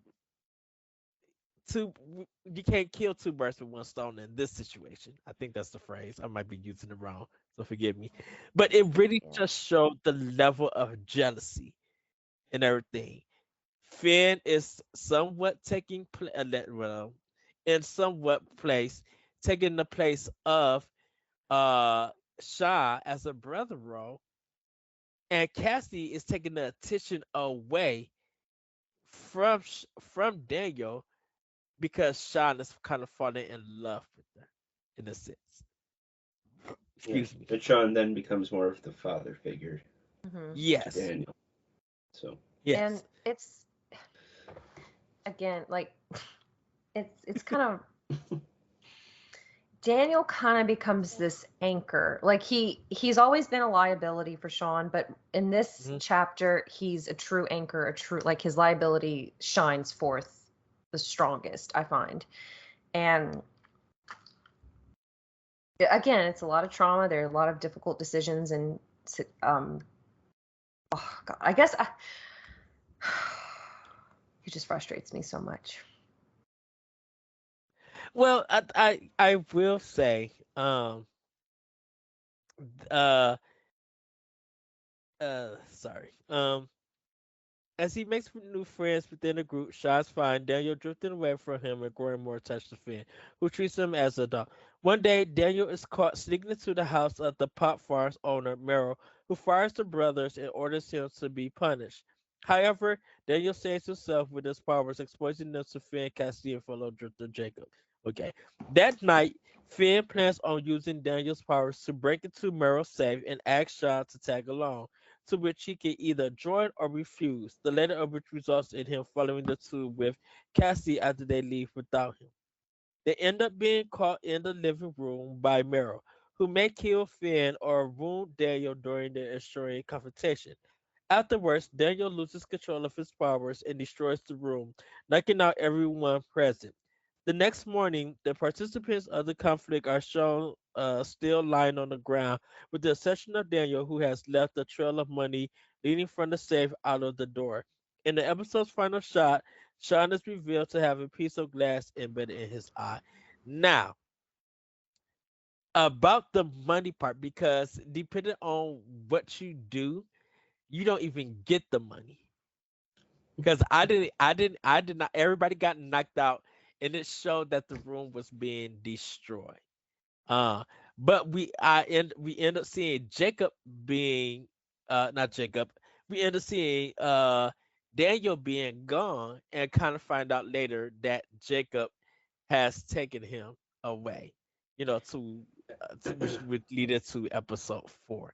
Um, I will say, because this part was like the conclusion of episode 4, and like Finn and Cassidy's story. Uh, I found this part exciting with this. I will say I as plain as Daniel, I was telling Shaw, you know, follow, do what he says in everything. And I even though I still lost the eye and Daniel lost it, Cassidy and Finn didn't get killed. Because there's a point that Finn could actually get killed in here. And I was just like, even though I told him no, because I literally told him no, he's insane, he's crazy, we're not doing it. Uh, After Cassie and Sean go into the river and make love and do all of that crazy mess, uh, and I came out. I really found it interesting that sneaking into get into the car, using what his dad taught him and everything, getting to the house, and all of this. It was just like it was so riveting and exciting. I kind of felt like this is where the game really should have started and it picks up because there's so much action going on, so much stuff that's happening, and I'm interested. I feel like episode 1 and episode 2 were building this up, but it took long to build and they felt boring. Because this is a tone switch in the whole game. Oh, we're going to get some tone switching in this game. Because I felt like the writers did not know what they need to write, but because it feels disjointed writing wise with these episodes. But yet, I feel like episode from 3 to 5 is Life is Strange 2 in a sense. Like this is the game. This is the story. This is the narrative that really showcases what this game is about and everything. Uh Celeste, thoughts on this whole section before we get into 4. Oh yeah, it gets real, and I'm very curious. I'm assuming they're basing it off real life incidents of people working on farms like this. And Merrill has moments where he's actually kind of displayed as being sympathetic and gentle to Sean, Mm-hmm. which is kind of surprising. But overall, I mean, he's doing this for money, and he even says, "I have a family to feed as well in New York." Um, Again, I wanted to yeet Daniel off a cliff for this episode. He just annoyed me. I mean, I understand he's dealing with a lot of emotions. It just annoyed me. He annoys me so much. Shay. Well, hold on, So, Shay. okay. Celeste, what did you do for uh when I think it was Meryl who had the gun and stuff and everything Oh, when you was in the room? What did you do in this situation? um, Finn lives. It is because you can say whose idea it was, or Cassidy says it, and she's like, "It's Finn's idea. It's Finn's idea." And what's his name? Daniel gets injured. Okay. That's what happened. I don't think he took the money. I don't remember. I just remember like taking in all the chaos of everybody being on the ground. But again, what irritates me, Sean loses one of his eyes because of Daniel's powers. And I get it. It was that, or they all probably would have been shot by this damn assault rifle, but So I thought Sean lost his eye because he got hit with the gun. I thought Meryl hit him or something, No, but it's I a guess not. piece of piece of glass. glass He's went a in his guy. head. Okay. I guess Because it's he, just it's symbolic to me of how Daniel's powers are hurting those he loves as well. Mhm. That's what I see it as. And that's the true message of all superheroes. Do you use your powers, to help people, but also it hurts people you love. So, Hmm. Shay, um, what so, did you think of this part? And then what did you do close to the end? so this is one of two places I was frustrated in the game, and not because of Daniel. Um, my frustration came with the bud trimming mini game thing that was going on there. I'm like, when is this going to be over? Oh, I that felt part I was felt like long. I felt like personally I should be paid for doing this because I felt like I was actually doing work and I should be getting some of this profit for cutting these virtual digital buds for people to digitally smoke. I just that whole span was like, I get you're talking and you have to get all these done in a certain period of time, but man, I did not enjoy that. I don't think I'd pan well on a pot farm. So, uh, and to the last, part of this, I Finn did get shot. He lived, um, but yeah, that then brings us to that fourth episode where Finn's in the hospital. So, Yes. Well, let's jump into episode 4. The cycle picks up in Humboldt County, California hospital room where Shah, gravely wounded, wakes up to find that Daniel is still missing. Under arrest and facing tough questions from law enforcement, Shah is running out of options. Only quick thinking and unexpected allies can secure his freedom. So you see Shah in the hospital with his eye patch, and this doctor coming, or this nurse comes in, teaches him how to clean it and everything, giving them Joey. a different test. Joey, yeah, he was cool too. I liked him Yep. and everything. Uh Uh-oh, Ed got really excited and froze while talking about Joey. Joey is cool, y- and I like that you can match up. Like there's like a little, I don't know if mini game is the right part. You froze up a bit, Ed. We were talking about Yeah. Joey. I'm sorry about that. Um, Joey, he's teaching Sean all of these things, and he let him know that he will be, arrested and everything. They're going to be letting him go. He tricks the guard to come in, so that he could leave and exit out. You grab your stuff, change clothes, and I would say this: why, after knocking out the guard, he did not grab any money from the guard? He has no money on him. I would have grabbed some money from the guard's wallet, Well, because of what um, happens. so I guess, did you have Joey help you escape? No, no. Okay, because there was I think a couple different scenarios here on how to escape the hospital, and that's not the one I chose. So I closed like the closet window, and I did something in the bathroom or something, and he came in, and I hit him on the head. I Hmm. bopped him, and Oh, he That's fell okay. what I down did too for the I guard. did not do for the guard. that. Oh, Hmm. Shane, what did you do?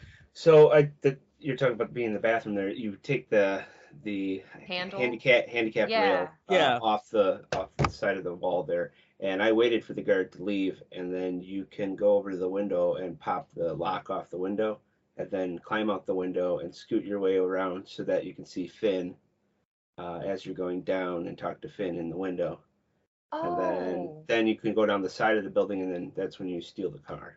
So So I did open the window, but you have the option where Sean looks kind of scared. So I yep. thought, oh, he's gonna fall. That's what I was worried about. So I ended up knocking out the guard. Yeah. But I did see Finn, and I woke him up and talked to him. Did you talk to him? Yeah, yeah, just from outside the hospital. Yeah. There's like one of those what do you call it, the Scaffold. scaffolds on the Yeah. side, and you Yeah. talk from there. So So I bought the policeman. I walked out. I went into the other room to get my stuff, and then I snuck out. Well, while walking, I see Finn, and I just skip past them. I don't even say nothing Oh, to so them. Like I'm not we even all did speaking. different things. Yeah. I There Then I was. got. I was gonna say there's also the option of help Joey helping you, I didn't do where that. uh, he'll let you go, but he tells them that he says he's gonna tell him that you hit him on the or whatever I and didn't want ran to get him. off. I didn't I want to didn't get him in want him to get in trouble. Yeah. trouble. I didn't want to Exactly. get him in trouble. He was Yeah. so nice, and he had so much to lose. He even brings up because Sean asked him to help him. He's like, I have a girlfriend, I have a mortgage or something, and I have my own dreams and aspirations. I could go to jail Yeah. for this. I could lose everything if I And help you leave. I was also gonna say we did the lady also comes in too to talk about The FBI agent. the whole Yeah. situation as well. We're And asking so him about the true story or whatever. So I wonder who was she on the phone with when she was speaking, because you can hear her conversation, but I'm like, is she yelling at oh, somebody? out in the hall. Yeah. Yeah. They Uh, never explain. They never explained that in the game. I, Maybe a coworker or something, I guess. It's something like a husband Oh, or some or a partner or like a some kind. personal call. Yeah. So, uh, you escape the hospital. You get in a car and you start driving. You go to different places. We're driving. Um, some kind of music interlude, and this is why I wanted him to steal the wallet, because it feels like the women who had the car that he stole had a full tank of gas. From where he was driving, he got a long place. He drove far.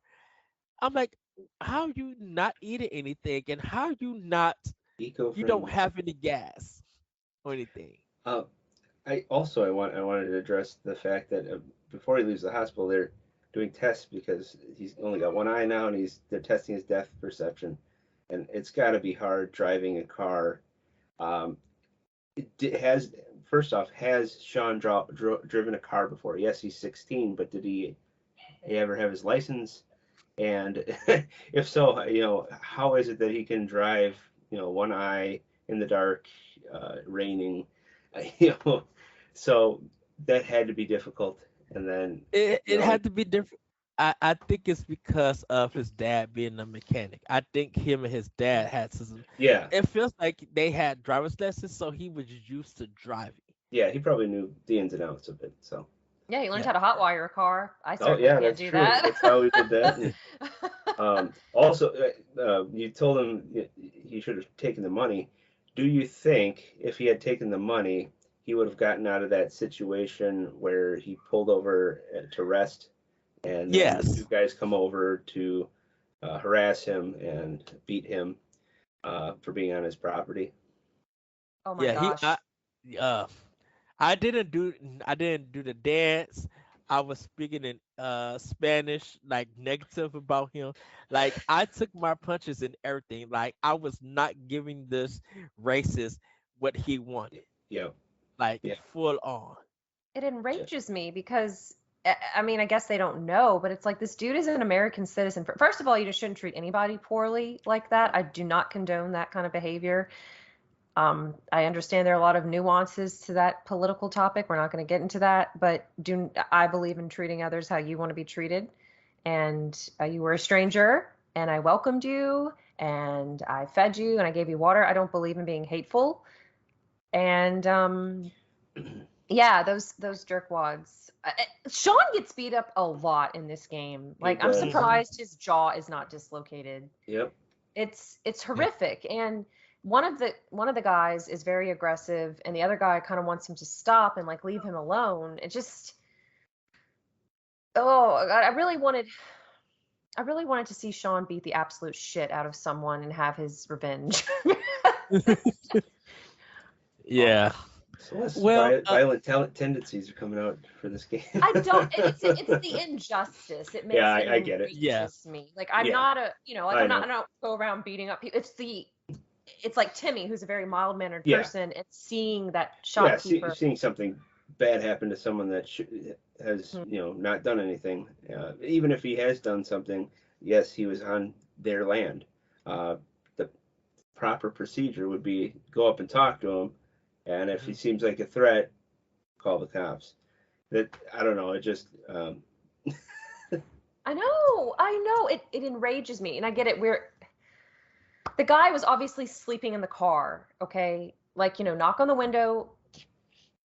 I mean, I get it. You don't know if he has a weapon. Like, I guess I'm yeah. thinking I grew up on a private family lane, so if any car that people do not recognize would drive up and down that lane, you better believe my mom and her cousins and my grandparents were like, "Who is this?" But nobody went and did what those people did to Sean. They just kind of keep an eye out, like, "Hey, can I help you?"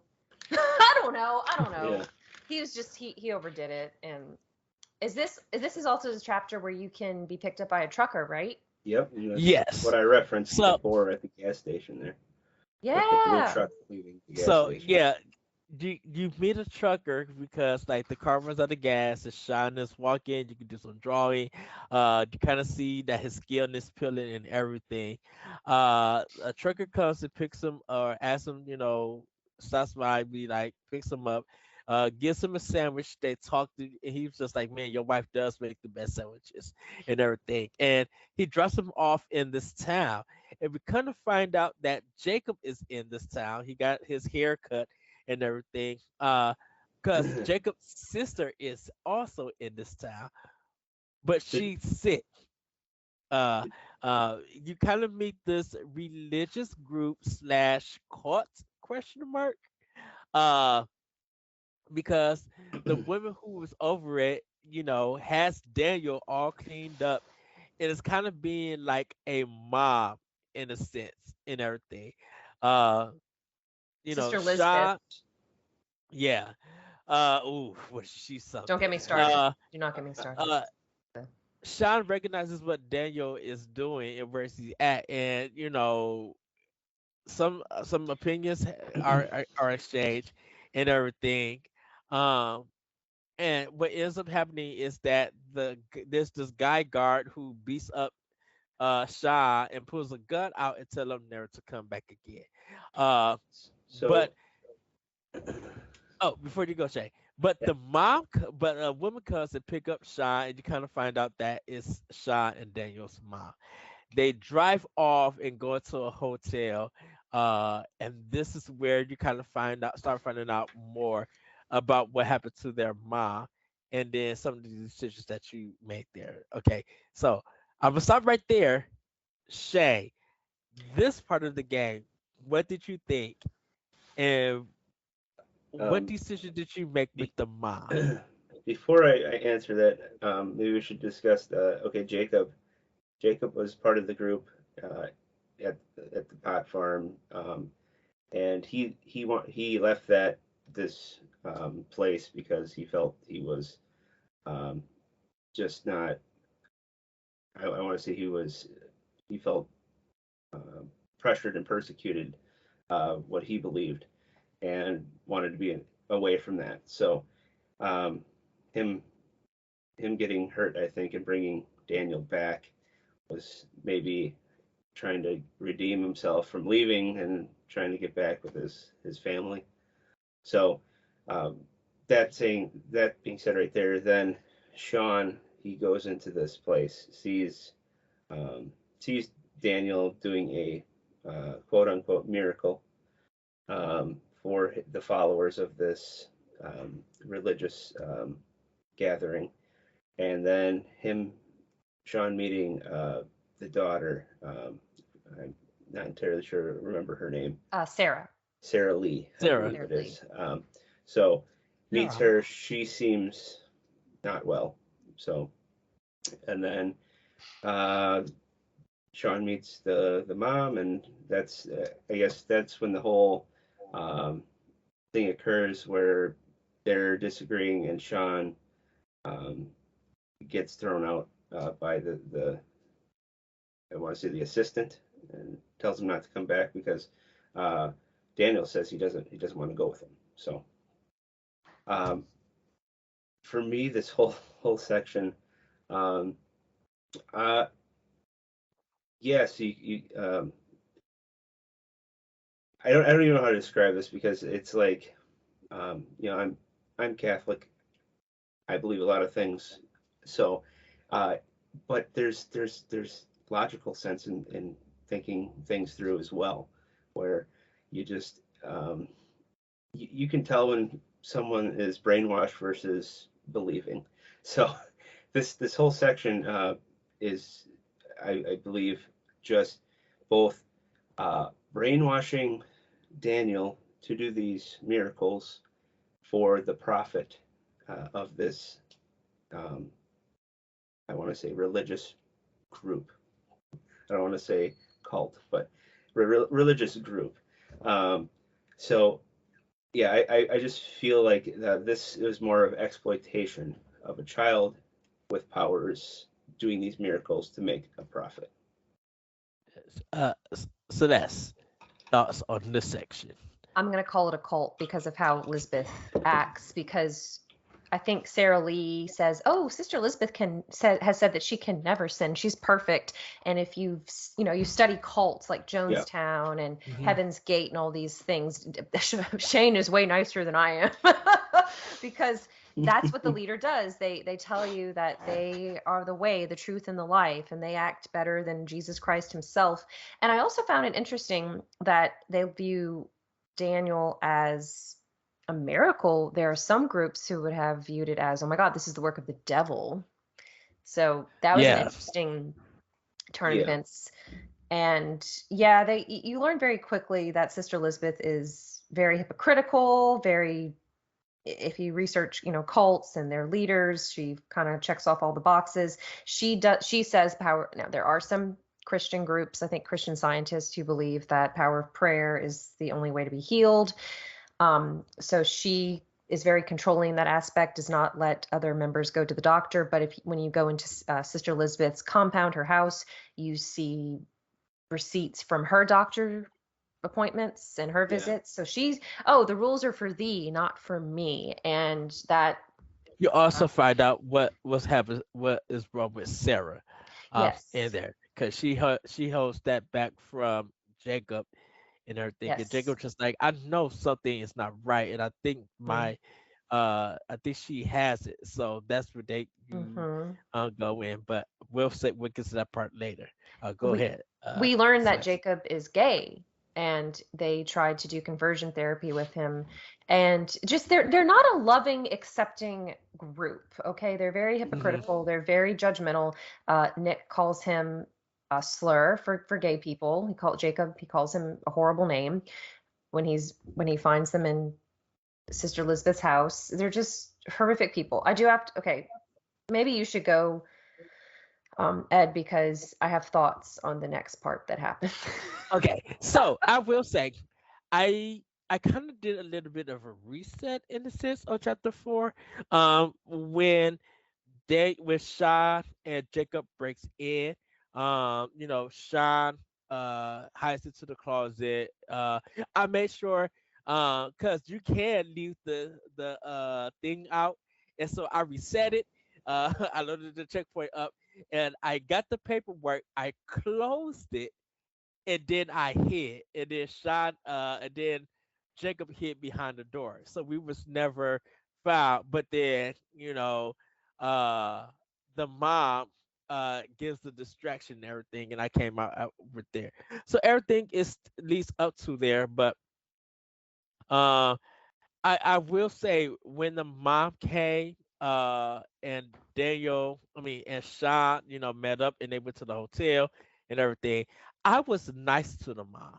I wanted to hear what she had to say and everything. I stood outside while she smoked.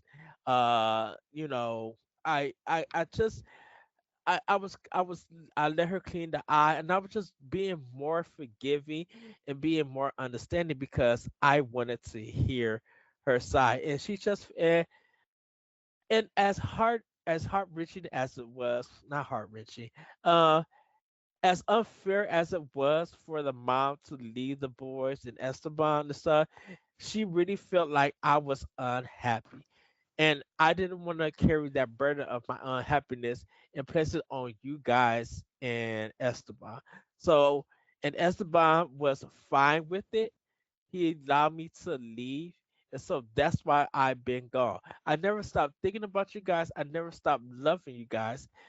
But I'm someone who just can't be who doesn't not say believe in a family life, but I like to be free. And I think it really is because of her relationship with the mom and dad in chapter 3. Um I guess they were so sheltered and everything, or they were in some kind of way that it affected the mom to be like, I can't do this because you guys want me to be something and I'm not. And so, you know, her being able to give the player that explanation, whether you like it or not, at least they wrote it to where she admits everything and she's just like, I'm not proud of it, but I had to do it. If you feel like it's selfish, go ahead and say that it's selfish. Fine, I was selfish. But I wouldn't be me and who I am if I was stuck with something that was keeping me unsatisfied. You know, I really love that part. I think out of the whole game, that was the more human part to this, that you something that you could identify, and kind of something that you kind of wish that more people would just say and outright, admit and everything, that I am not a family person, so I had to leave. Instead of instead of all these secrets being held and being broken up, because Esteban had a right to tell Sean and Daniel before his passing away what happened to their mom. And it always felt like he never did. He never explained to them what happened. And he should have. Maybe he Go didn't ahead, Shay. understand it himself. Maybe that's why he didn't uh, explain it. Maybe that truth was more painful for him than Hmm. some real tangible reason of why she wasn't there. So Yeah. Uh, but I do like that part of chapter 4. I really enjoy it. It really felt grounded in this game, and I'm just like, this is great storytelling and narrative. The way that it's presented, the way that is acted out, and delivered. It was just like, out of everything in this whole game, I feel like this is the one that stands out. Chapter 5 stands out altogether because I know we got to get to it, but it was just like so moving in chapter 4 at that part. And we know that later on, the stuff that happens to Jacob, the stuff that happened to Sarah, you get a choice if you want Jacob to keep the money to help his sister get help, or you can take the money back, and stuff. But in the end, for me, I let Jacob keep the money so Sarah could get help, and then I think I end up getting a letter, or somehow I end up finding out that the doctors ended up taking care of her. She ends up getting cured and stuff. Hmm. Um, and they're living a better life, so I was happy to get that. Uh, the church catches on fire because argument is going on, and the assistant is beating up on Sean once again, but Sean is not giving up. He really wants to save Daniel to come.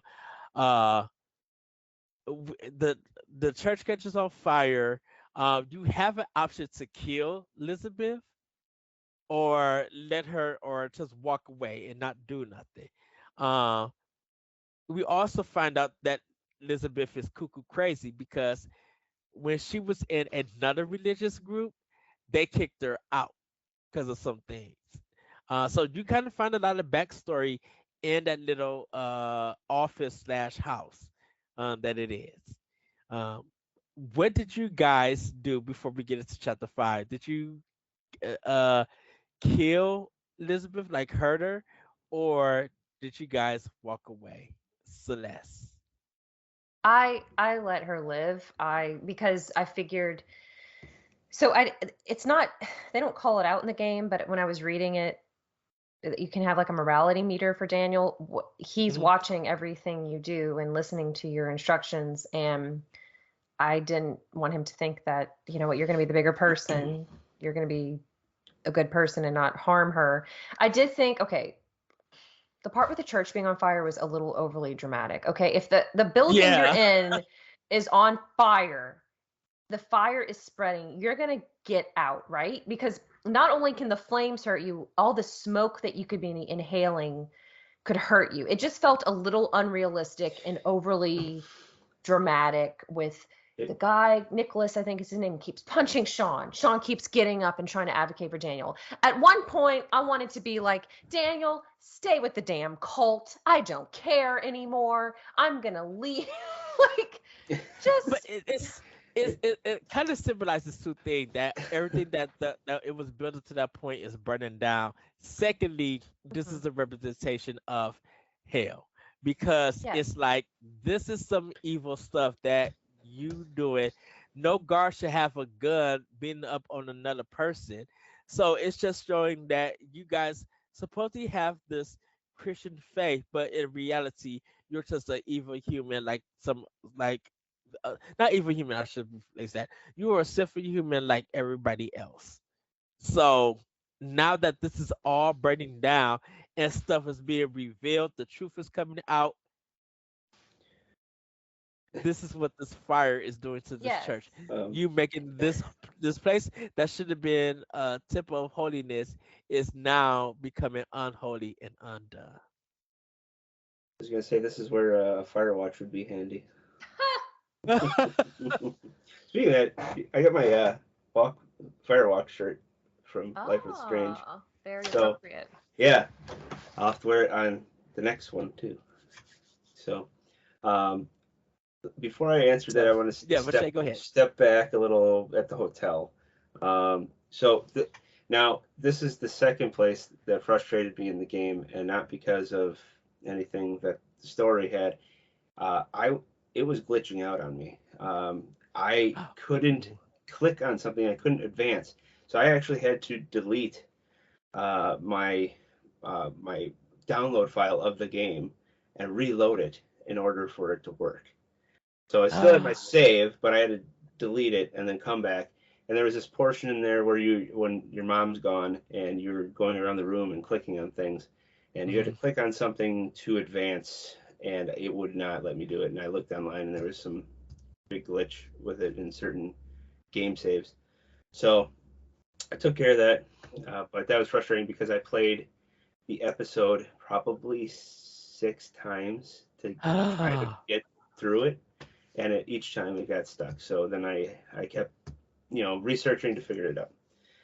That being said, there were some interesting things, and I had forgot to mention because you get a backpack from, I believe, Brody at episode 1, Mhm. and I didn't notice it at first, but I think in this episode I did. On the backpack, it says, "Not all those who wander are lost," which is a line from the poem by J.R.R. Tolkien. The All that glitters is not gold. So I thought that was cool because this was a journey, basically, an adventure with two people, plus the people you meet on the adventure. And then also there's I thought it was cool. I looked this up, but there's a receipt um, that says, I think it's ACFC, and I didn't know what that was, so I looked it up, and it stands for Aurora Creek Fried Chicken. And Aurora Creek is the original name of Arcadia Bay.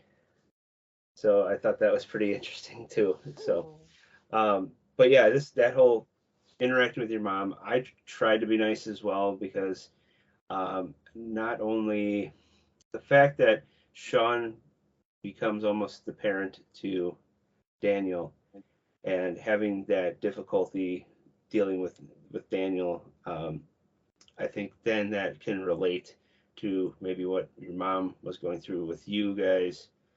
Though you chose to stay, she didn't. That um, that definitely needs some explanation, and I feel like that's you try to understand your parent and see the reasoning behind it, and I gave her the chance at least to tell me that. So Mhm. um, then of course going back to the cult site, um, going into those back rooms where they live and figuring out, some of the stuff that they're doing there. And that's like Celeste said, you find some of the doctor's receipts and some of the other things with like the books that they're making for this, and Daniel's room there, going through some of that stuff, and then finally getting to the scene with the church burning.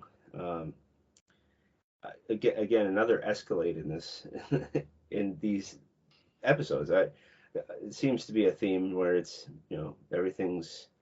I don't want to say calm, because this definitely wasn't calm. It was just a crescendo. Boom! Everything happens at once. Yeah. And that's when the most interesting narratives and decisions occur. And I think at that point, um, what's his name? The guard, or her assistant. Nicholas. Nicholas. He's got a gun right to Sean's forehead, and Sean doesn't even care anymore. He says, "Just pull it, do it. If you're gonna do it, do it." And then Elizabeth is saying, pull a trigger, and Daniel's right there, and that's his brother. I don't care if you're brainwashed or not. That's not cool in my book. So yeah, so he throws Nicholas against the wall, and I think that's a breakthrough right there, of him coming back to more of a grounded reality, and not a facade that was happening at this church. So I don't know, just real interesting how this episode played out. This was definitely not something I thought, playing the earlier chapters, this was headed to. So Yeah. I believe each chapter does have a very unique identity, and each chapter seems to have a different terrain as they go farther and farther south. So it's like it seemed like they wanted to check off the bingo card of all the terrains that the U.S. has to offer in all the seasons. So that's what you nice to the mom, or I don't know. I didn't get your Oh, point of what you I did with the was mom. I was nice to her. I was conflicted because on one hand, like, okay, so I don't want children, for instance. I can understand that that would be difficult, but at the same time, like, I get it. She probably realized it too late, especially if she was influenced by her parents and how they chose to raise her. But now you have two new lives, and no matter what explanation they could receive, like, imagine finding out at the bottom, at the core of it, I did not want to be your mother. Like, I love you from a distance and I want the best for you, but I did not want to be a mother to you. So that would, I mean, imagine how that would make you feel. Like, I was nice to her because she was showing kindness and she was stepping up, especially when it mattered the most. But I mean, I know people who have experienced that. Like, I have some friends who are adopted, or friends who other people in their families had to step up because their parents didn't. And it causes some very difficult feelings for them. Yeah. So it's time for us to get to the last episode. Sean and Daniel have reached the end of the road. The border is closed. One last brutal gauntlet of challenges is all that stands between them and their goal. Uh, Caught between responsibility and freedom, surrounded on all sides, can Sean find a way out of an impossible situation? And more importantly, in this moment of crisis, will Daniel still follow his lead? Every decision Sean has made, every lesson Daniel has learned, and every friend and foe they met along the way, they all been leading to this. So you get to where the mom is staying, and I did love that little community. I love the two gay guys and stuff, because they're just like, "Oh, Sean, we're gonna miss you," and it really showed how it really showed just like the peace of mind that everybody have, and the love and respect that they have. We also meet the dad or the stepdad from the first gang, or the boyfriend from the first gang, and it talked about how the wife ends up leaving him because the daughter Chloe ends up dying in it. And so Well, it depends on your uh ending that you chose for the yeah, first game. if it's saved, if you played the original game, it picks up on Oh that. wow! Hold on, wait. What? Hold up, wait. You didn't. Okay, so at the beginning of the end of Life is Strange, I chose to save Chloe, and she and Max leave. And then when you're with Brody, you actually go and look over the destroyed Arcadia Bay. Yeah. That's what I had. Or you see Arcadia Bay like I chose, and you see it lively, and later on you don't hear about Chloe, but she's not in the picture. I believe in it would be in Celeste's playthrough.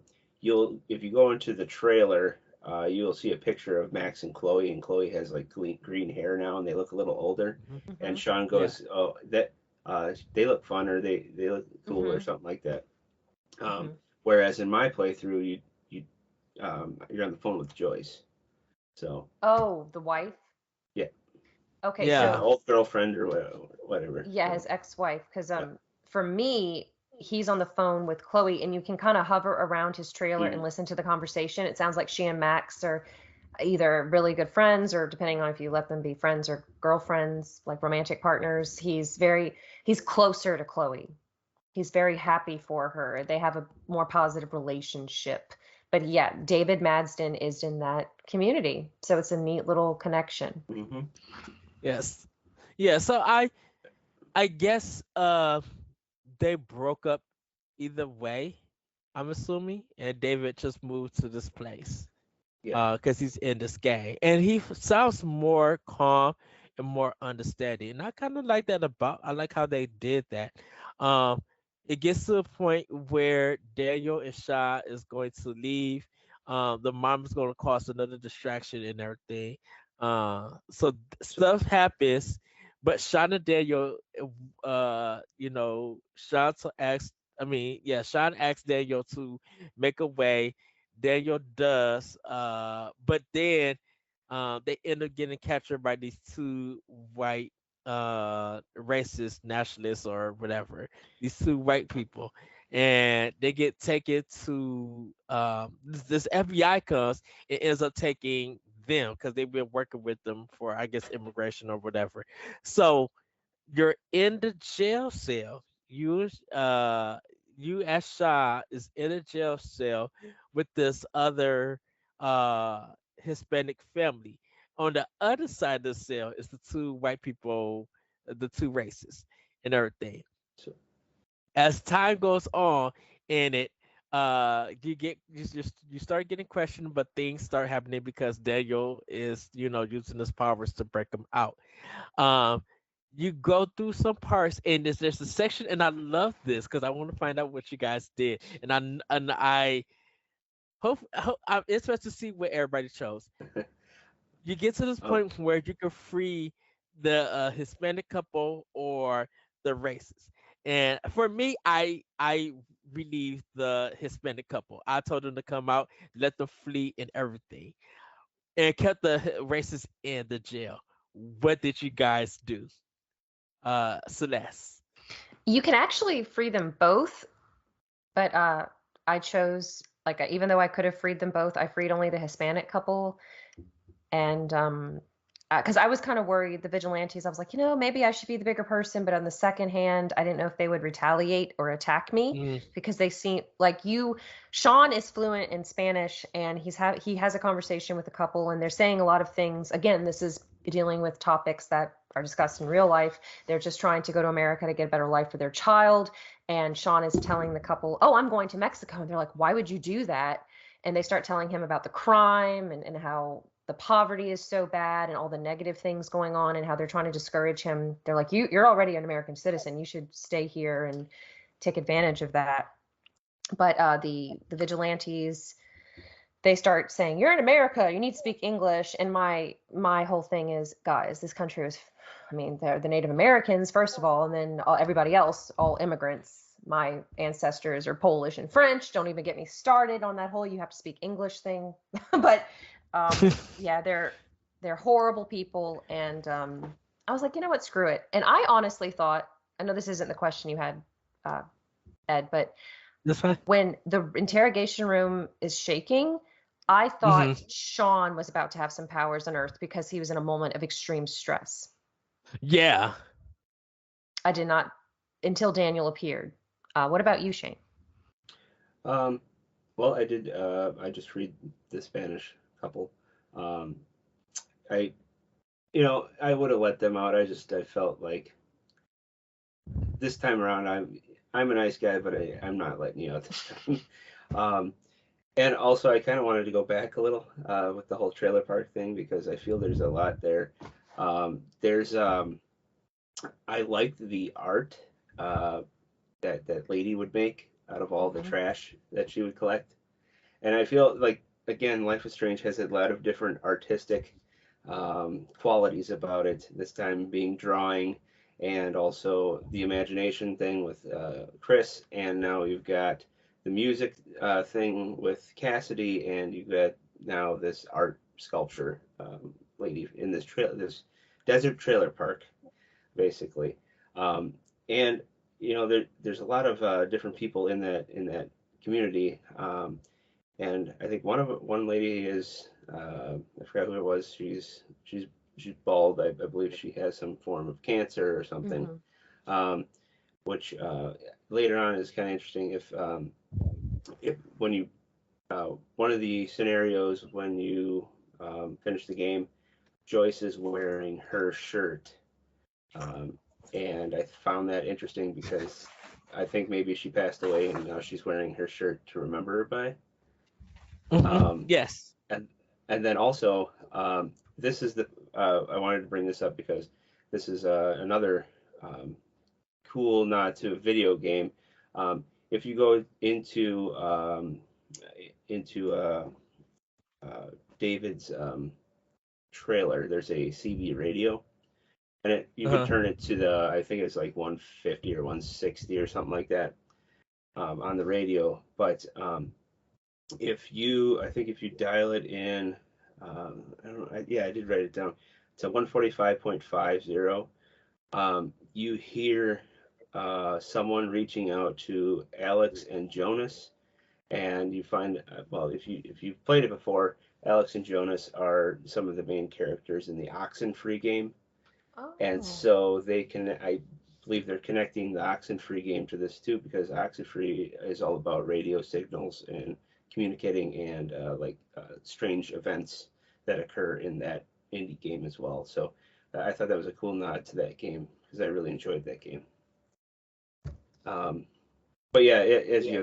as you leave this surreal desert community, it just I I almost thought personally like I would have just stayed there. Um, yeah, maybe eventually someone would find you out there, but I would have stayed Yeah, I there. know, right? I agree with you. But So, then Karen tells them that the FBI is hot on oh, their trail. yes, Oh and then no. now that you brought that up too, there's a portion too where you can find Karen. I don't know if this was in episode four. It might have been episode four. You find Karen's like I think it's like some tortoise uh it's tortoise club or something or other. It's like a Hmm. gym, and there's a QR code on there, and if you scan it, um, what does it say? It says work hard, muster big when you scan it, and that's a reference to what Hot Dog Man says. So there's a lot of Hot Dog Man Oh, references in Oh there. wow. Because they have I the love comic it. in there, the cartoon when Daniel's watching the TV in the motel. There's a lot of references. So I just feel like this Life is Strange in particular have a lot of connections and Easter eggs to all sorts of mediums in art and books and movies and the other Life is Strange games, of course. So I don't know. It's just really interesting to see. Yeah. Well, everybody, we have got to the final portion. Daniel and Sean are in the car. They get close to the border, but the FBI is all around and stopping them, and it gives you some choices if you want to continue to go forth or if you want to surrender. And now, another choices that you made, and it doesn't tell you what affects what to let you know what happens, but all the choices that you made leads up to what the conclusion is going to be. So this game has four endings. We're not going to go through all four. We're only going just to tell which ending that we uh had. So I'm going to start with you, Shay. what was your ending to this game? I chose the parting ways ending. Um, that, of course, is you trying to bust through the wall with your brother, but your brother does not, Daniel does not want to go. So Daniel, I think, allows you to get through the wall, and you keep driving while he bails out of the truck. And Sean escapes to Mexico, whereas Daniel stays in the States. And Daniel, I believe, then has to go to like juvenile, like some kind of institute of what he's done. And then he lives with his grandparents, whereas Sean goes to Mexico and meets up with Cassidy, and they make it to, what is it, Porto Lobos? They make it there. Hmm. That's where they're living. Interesting detail that I saw too is if that ending, Sean has a black eye for his eye, and I heard a different ending. He has a white eye, so it's almost like maybe they're trying to tell you that was the more of the dark or more of the evil ending versus the more pure, true ending. I don't know, but yes, that's the one I picked. Celeste, what ending did you go with? I had the exact same one, and because I tried to keep Daniel as moral as possible, and I feel like Yes. I think the reason that Daniel made that decision is because he realized I can't keep running from the law forever, and I've made some bad decisions. So he uses his power to move all the vehicles, and that allows Sean to barricade through the wall. But I have a lot of questions, okay? And I don't know if right now or after Ed's decision we should talk about it. So, Okay. So my decision, I surrendered. And what ends up happening in my ending is that Sean ends up going to jail. Daniel ends up going to live with the grandparents. And time has passed and Daniel is getting out. I mean, Sean is getting out of jail. Daniel and the mom is going to go see him. They pick him up, and later on, they're back at in Seattle, at their house and everything. Um, and it gets to a point where like Daniel ends up crying and stuff. You know, he kind of breaks down and everything. Later on, they get to where Daniel and Sean is separating. So Sean drives off to a different place. Daniel, I think he uses his powers a little bit and then turns around and drives back home in a sense, so drives the other way. So they all split apart from there. But I ended up surrendering for mine, mm, uh, for that one. So that was my ending. So Celeste, you said you wanted to discuss something. You had some concerns. I'm not very well versed on ICE or the Border Patrol. I don't know a lot about Hmm. that law. I actually have a friend who does it. She's not a Border Patrol agent, but she works like the administrative side, and she's told me just some different things. It's very interesting to get that point of view. That's all, but I digress. Okay, first of all, maybe someone listening can tell us, are border vigilantes real? Timmy said they are, because I was explaining, he didn't watch me Yeah. play that part because I was off for Columbus Day or Indigenous Peoples Day, and I was finishing up the game. And he said, "Oh yeah, there are people who do that at the border who just take the law into their hands." So that felt a little fantastical to me, but I guess it is It, accurate. I did see a news piece on this. I believe it's down in Arizona along the border wall or Okay. border. Um, that yeah, people they have such few people guarding it. People actually go out and um, they patrol it themselves, and they I don't know if it's what do you call it, where um, you can take the law in your own hands Hmm. basically if something happens. Um, but you that's basically what they live by. They walk this their route, and they I don't know. I feel it's maybe it's I don't know if it's important to them, but I don't know what kind of dangers occur with that kind of stuff down there. I'm sure there are issues that we don't even fathom. Yeah, But that's um, well, as we see in the game, they shoot a child. Like, yeah, that's something that can happen. are they? And I don't know if they're taking it as like, is this an infestation type situation? People are coming through that don't belong here.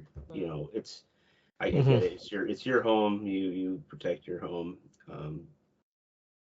But the manner of it, I don't know.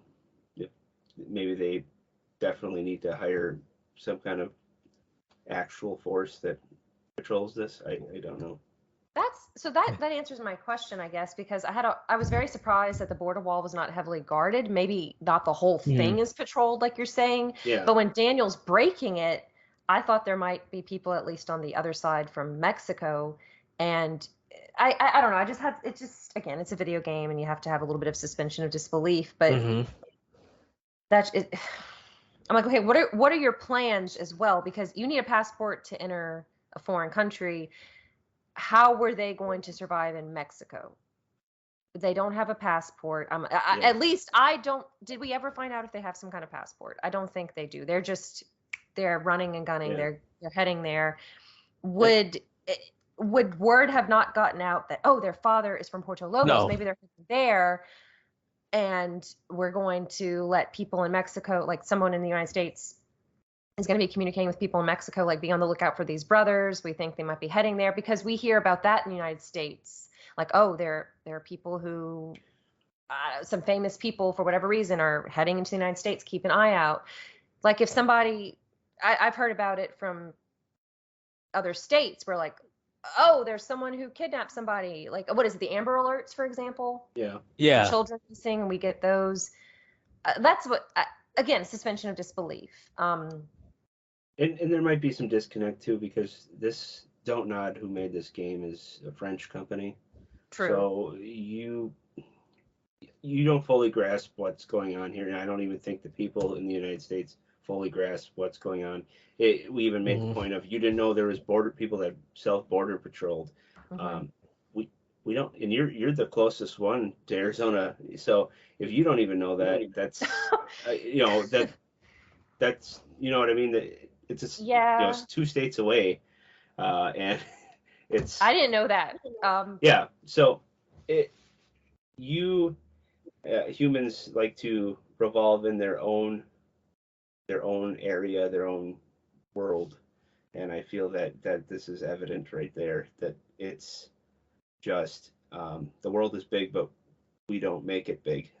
We just deal with the problems that we have and Exactly. try not Like, to deal with problems that everyone else is dealing with. yeah, like if it, so there's where I live, because it's kind of close to Mexico. Like if we ever, whenever Timmy and I travel and we go to rest stops, in the bathrooms, and let me know if this is the situation in your areas too. In the bathrooms, on the door, it'll say, "Are you being held against your will, like for human trafficking?" Like there will be posters with helplines in case someone is being kidnapped to be trafficked. Nope, not for Absolutely. us. Because we're close to the border, and I hate to say it, that happens. I mean, I haven't experienced it personally, but it does. I guess because we are close to the border, they want to have those resources available to people, like if a child or a woman or anybody, a man, whoever is kidnapped, and they're allowed to go to the bathroom, they you know. Hmm. That's interesting. Like, because Yeah. we're close to the Canadian border, and I don't think I've ever seen anything, you know, Yeah. close I That's to what haven't I seen that. nothing was. like that. But I have a friend who lives in Florence, South Carolina, and she was telling me that human trafficking is big over there because of the where they're located against a certain highway. So where I live, we have highway. Is it the I-10? It spans from like all across, like from Yeah, California all the way to Florida. So I hate to say, it would make sense that that would be a big human trafficking route. yeah, If I know for us, if we're going like on 294, or I I 94, 94. like yeah, if we were going to rest stops that was like going on there, we may see it, but that's about it. Like even um when I was going to Minnesota, and we go do some of the rest stops in Wisconsin, I didn't see any. I Anything. did not. I don't see any in Wisconsin. I don't That's recall seeing interesting. anything. Though I've heard things like you got to be careful on 41's our big Oh, that's your highway, big highway. Yeah. Okay. and that goes all the way up through Upper Michigan. It goes all the way down basically um, towards the south. Uh, Okay. that I've heard like in Milwaukee and other areas leading up to Chicago that those are places you should be watching your kids really well, and you should Yeah. have you know at all times be with your kid. And even if you're with your kid, there's like I've heard scary stories about more than one person trying to get your kid, even Oh though my you're there. So God. yeah, But it's upsetting. it's so sad too because there are a lot, and again, I don't know everybody's personal situation. There could be people operating illegally here for all I know and Yeah. doing horrible things, but we have a big Hispanic population, and I patron these restaurants where sometimes the people, I have to use like a Google Translate Hmm. because they speak just Spanish, and I don't, and it's not my job. I'm not ICE, okay? Are you here to make a better life? And like the people in the game, I don't know. Like I'm not sure, but because I am so much closer to the border, I know it's a big problem. Oh, problem's the right word. A big issue, a big point of contention in Texas, especially because Hmm. they're so close to the border. They're closer than I am. I tried, but it's like you're saying, Shane. Like I've been told that I'm a woman and I keep an eye out. I won't go certain places at night, whether you're Hispanic, white, black, Asian. I don't care. I don't know. Yeah. God, we are getting into, again, this game covers some topics. Hmm. I don't even know where I'm going with this. Yeah, but I could definitely see that being some part of another Life is Strange game, right. something like Yeah. that. But that's And interesting about what you brought up about Milwaukee. yeah. Again, well, because I don't know because we have our own stuff going on here and then you're worrying Hmm. about your own stuff going Yep. on over there. Exactly. Yeah. Yeah. And I think you had mentioned I don't know if it was the last episode we did. We You said something about the powers, and that would make a good topic. So I actually have a Life is Strange banter piece for our site that I'll probably put out next month. So Oh, I'm so excited. Nice. yeah. So three. I just chose three powers I thought would be interesting and how they would work, and so I can't wait to see another Life is Strange after the True Colors. So. Which is there's just our next game. But before we get into that, what I is know our we could spend like 5 hours I know. on these games. We like talking about this. This is a good. I don't know. This is a good series. So It is. go where ahead. two things.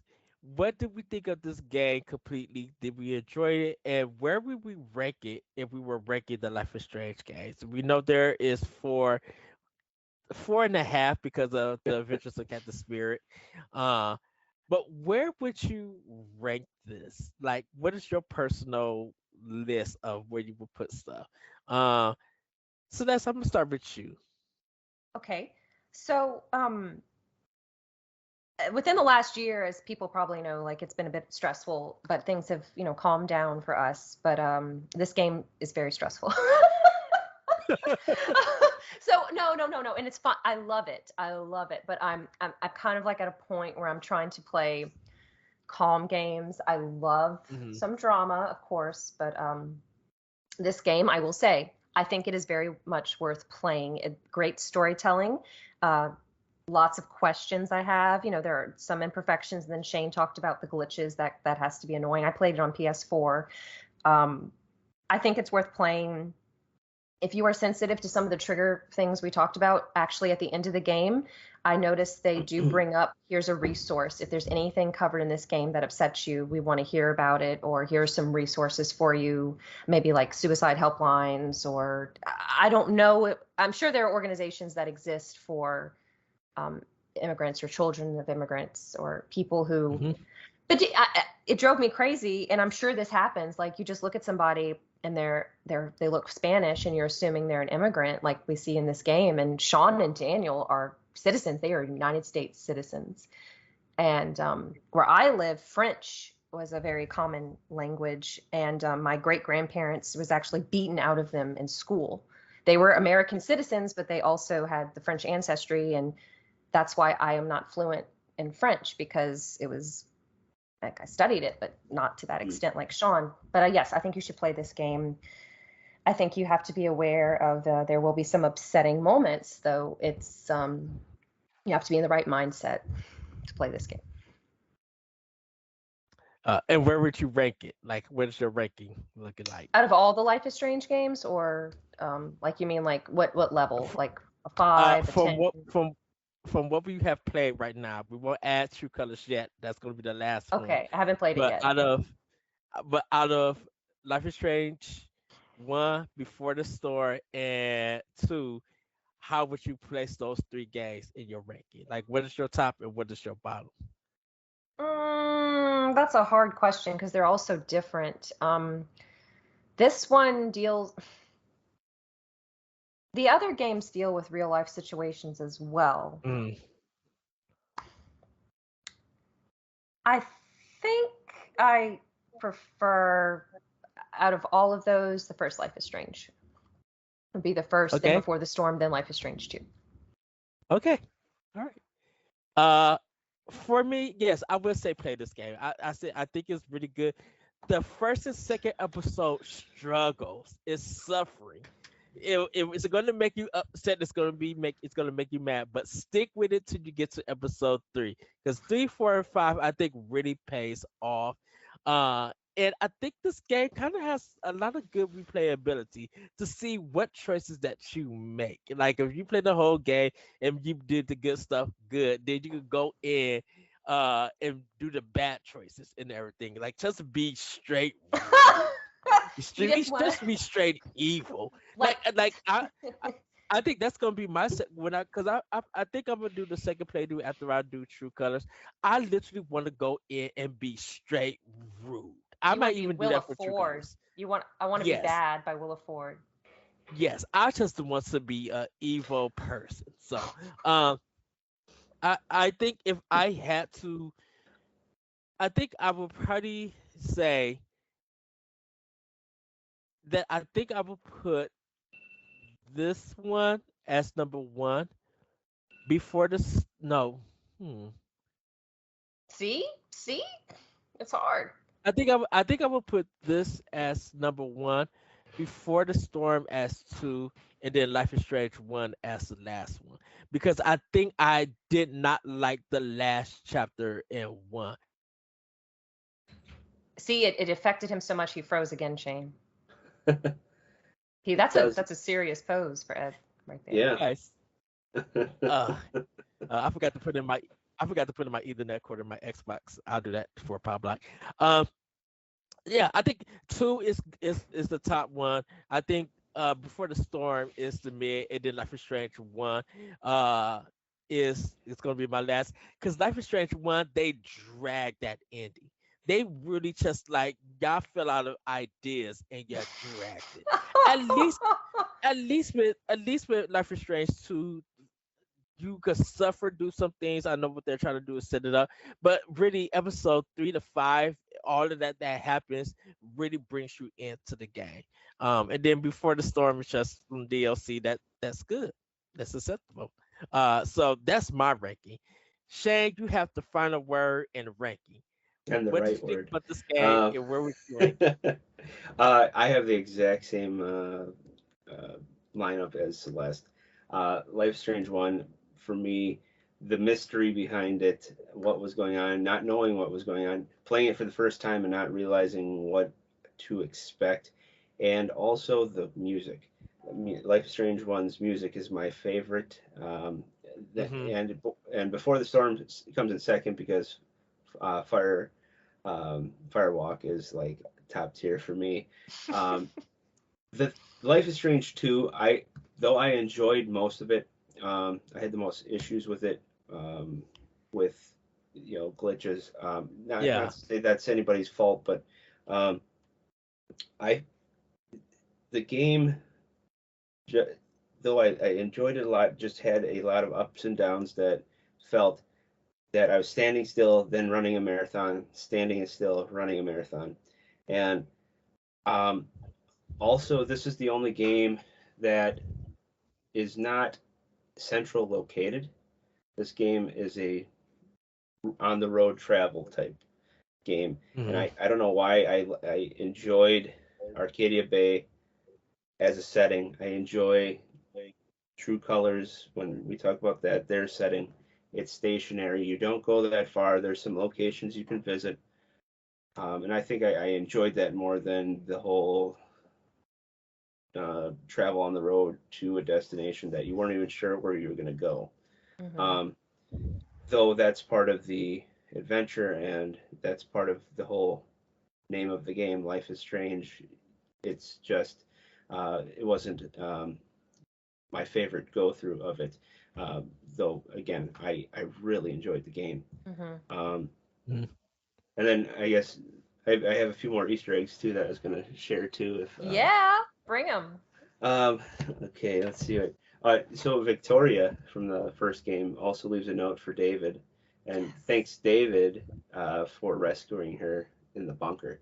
So I thought that was like really awesome because she wasn't a very nice person in the first Hmm. game. So um, and then what was the other one? So I learned this. There was a live action commercial for Life is Strange too, and you should look it up. It's based off the motel that Daniel and Sean go to, and Sean's like getting ice or something out of the vending machine, and then that's when the Daniel finds out about his dad, and so it's just like a really cool live action commercial about that portion of the game. So I didn't know that until like last week. I was just reading about things about the game and just looking up some stuff, and the commercial came up, and I'm like, oh, I didn't even know this was part of it. Like that's cool advertising to me. So um, and then I don't know if this is like um, I don't even know how to say this, but Brody, I heard this whole rumor that he was a Prescott, even though his name is listed on there, Oh. that he wanted to reject his family and go on the road. And there's some other um, person that I forgot his name. He took all his money that he got for college and he donated it and just got a car and lived in his car and drove around the U.S. Apparently that's what they were trying to base him off of, and I don't know if that's true, but it would be kind of interesting if he was a Prescott and trying to redeem his family's name. So That's a great theory, Shane, because it makes yeah, sense if you Hmm. read his blog. yeah. Yeah. Hmm. Uh, I think his name on the blog was like Holloway or something like that. But yeah, I just came across this theory that he was potentially a Prescott and changed his name and wanted Dang. to be a better person, so I than love his Brody. family. So I love him. yeah. Uh, yeah, so that so everybody, just to let you know, the games that we covered actually from Don't Nod was Life is Strange 1, 2, and Before the Storm, and Tell Me uh, Why. Uh, Before the Storm was by Deck Nine. So oh, it was Deck 9, that is right. yeah, Sorry about that. Yeah. Because Deck 9 did Life is Strange 3. Um, we don't know what else is happening with Don't Nod because Microsoft's owned them at this time. So hopefully we can see a future game for them. But to let everybody know, our next Talk the Walk is Life is Strange 3 True Colors. And then following, ending the year of 2022, is going to be Detroit Become Human. So Oh be boy. ready for that. Oh, Celeste, you just don't know. I'm ready. I'm about to start True Colors, but then once True Colors is done, I'm restarting Detroit Become Human because I emotionally have to prepare myself for this game because yeah, Oh, be everybody. Just if you do not know about Detroit Become Human, it was a game by Quantic Dreams. It was their last game for PlayStation. Um, Pick it up and give that game a try. Give that game a play and get ready because the game is emotionally is going to wreck you at times, but it's so engaging still. But Shane, where can we find you? You can find me on Twitter at Still Sane Shane and on Boss Rush Network and another Zelda podcast with my articles and podcasts. Yes. So that's where can we find you? You can find me on Twitter at Fairy Crypt. I'm along with Shane. I'm a part of another Zelda podcast. We have articles, we have fun episodes. Both of us are in some of those episodes for another Zelda podcast. And I'm with Boss Rush Network here with Talk the Walk, and I help host the 1v1 interview series.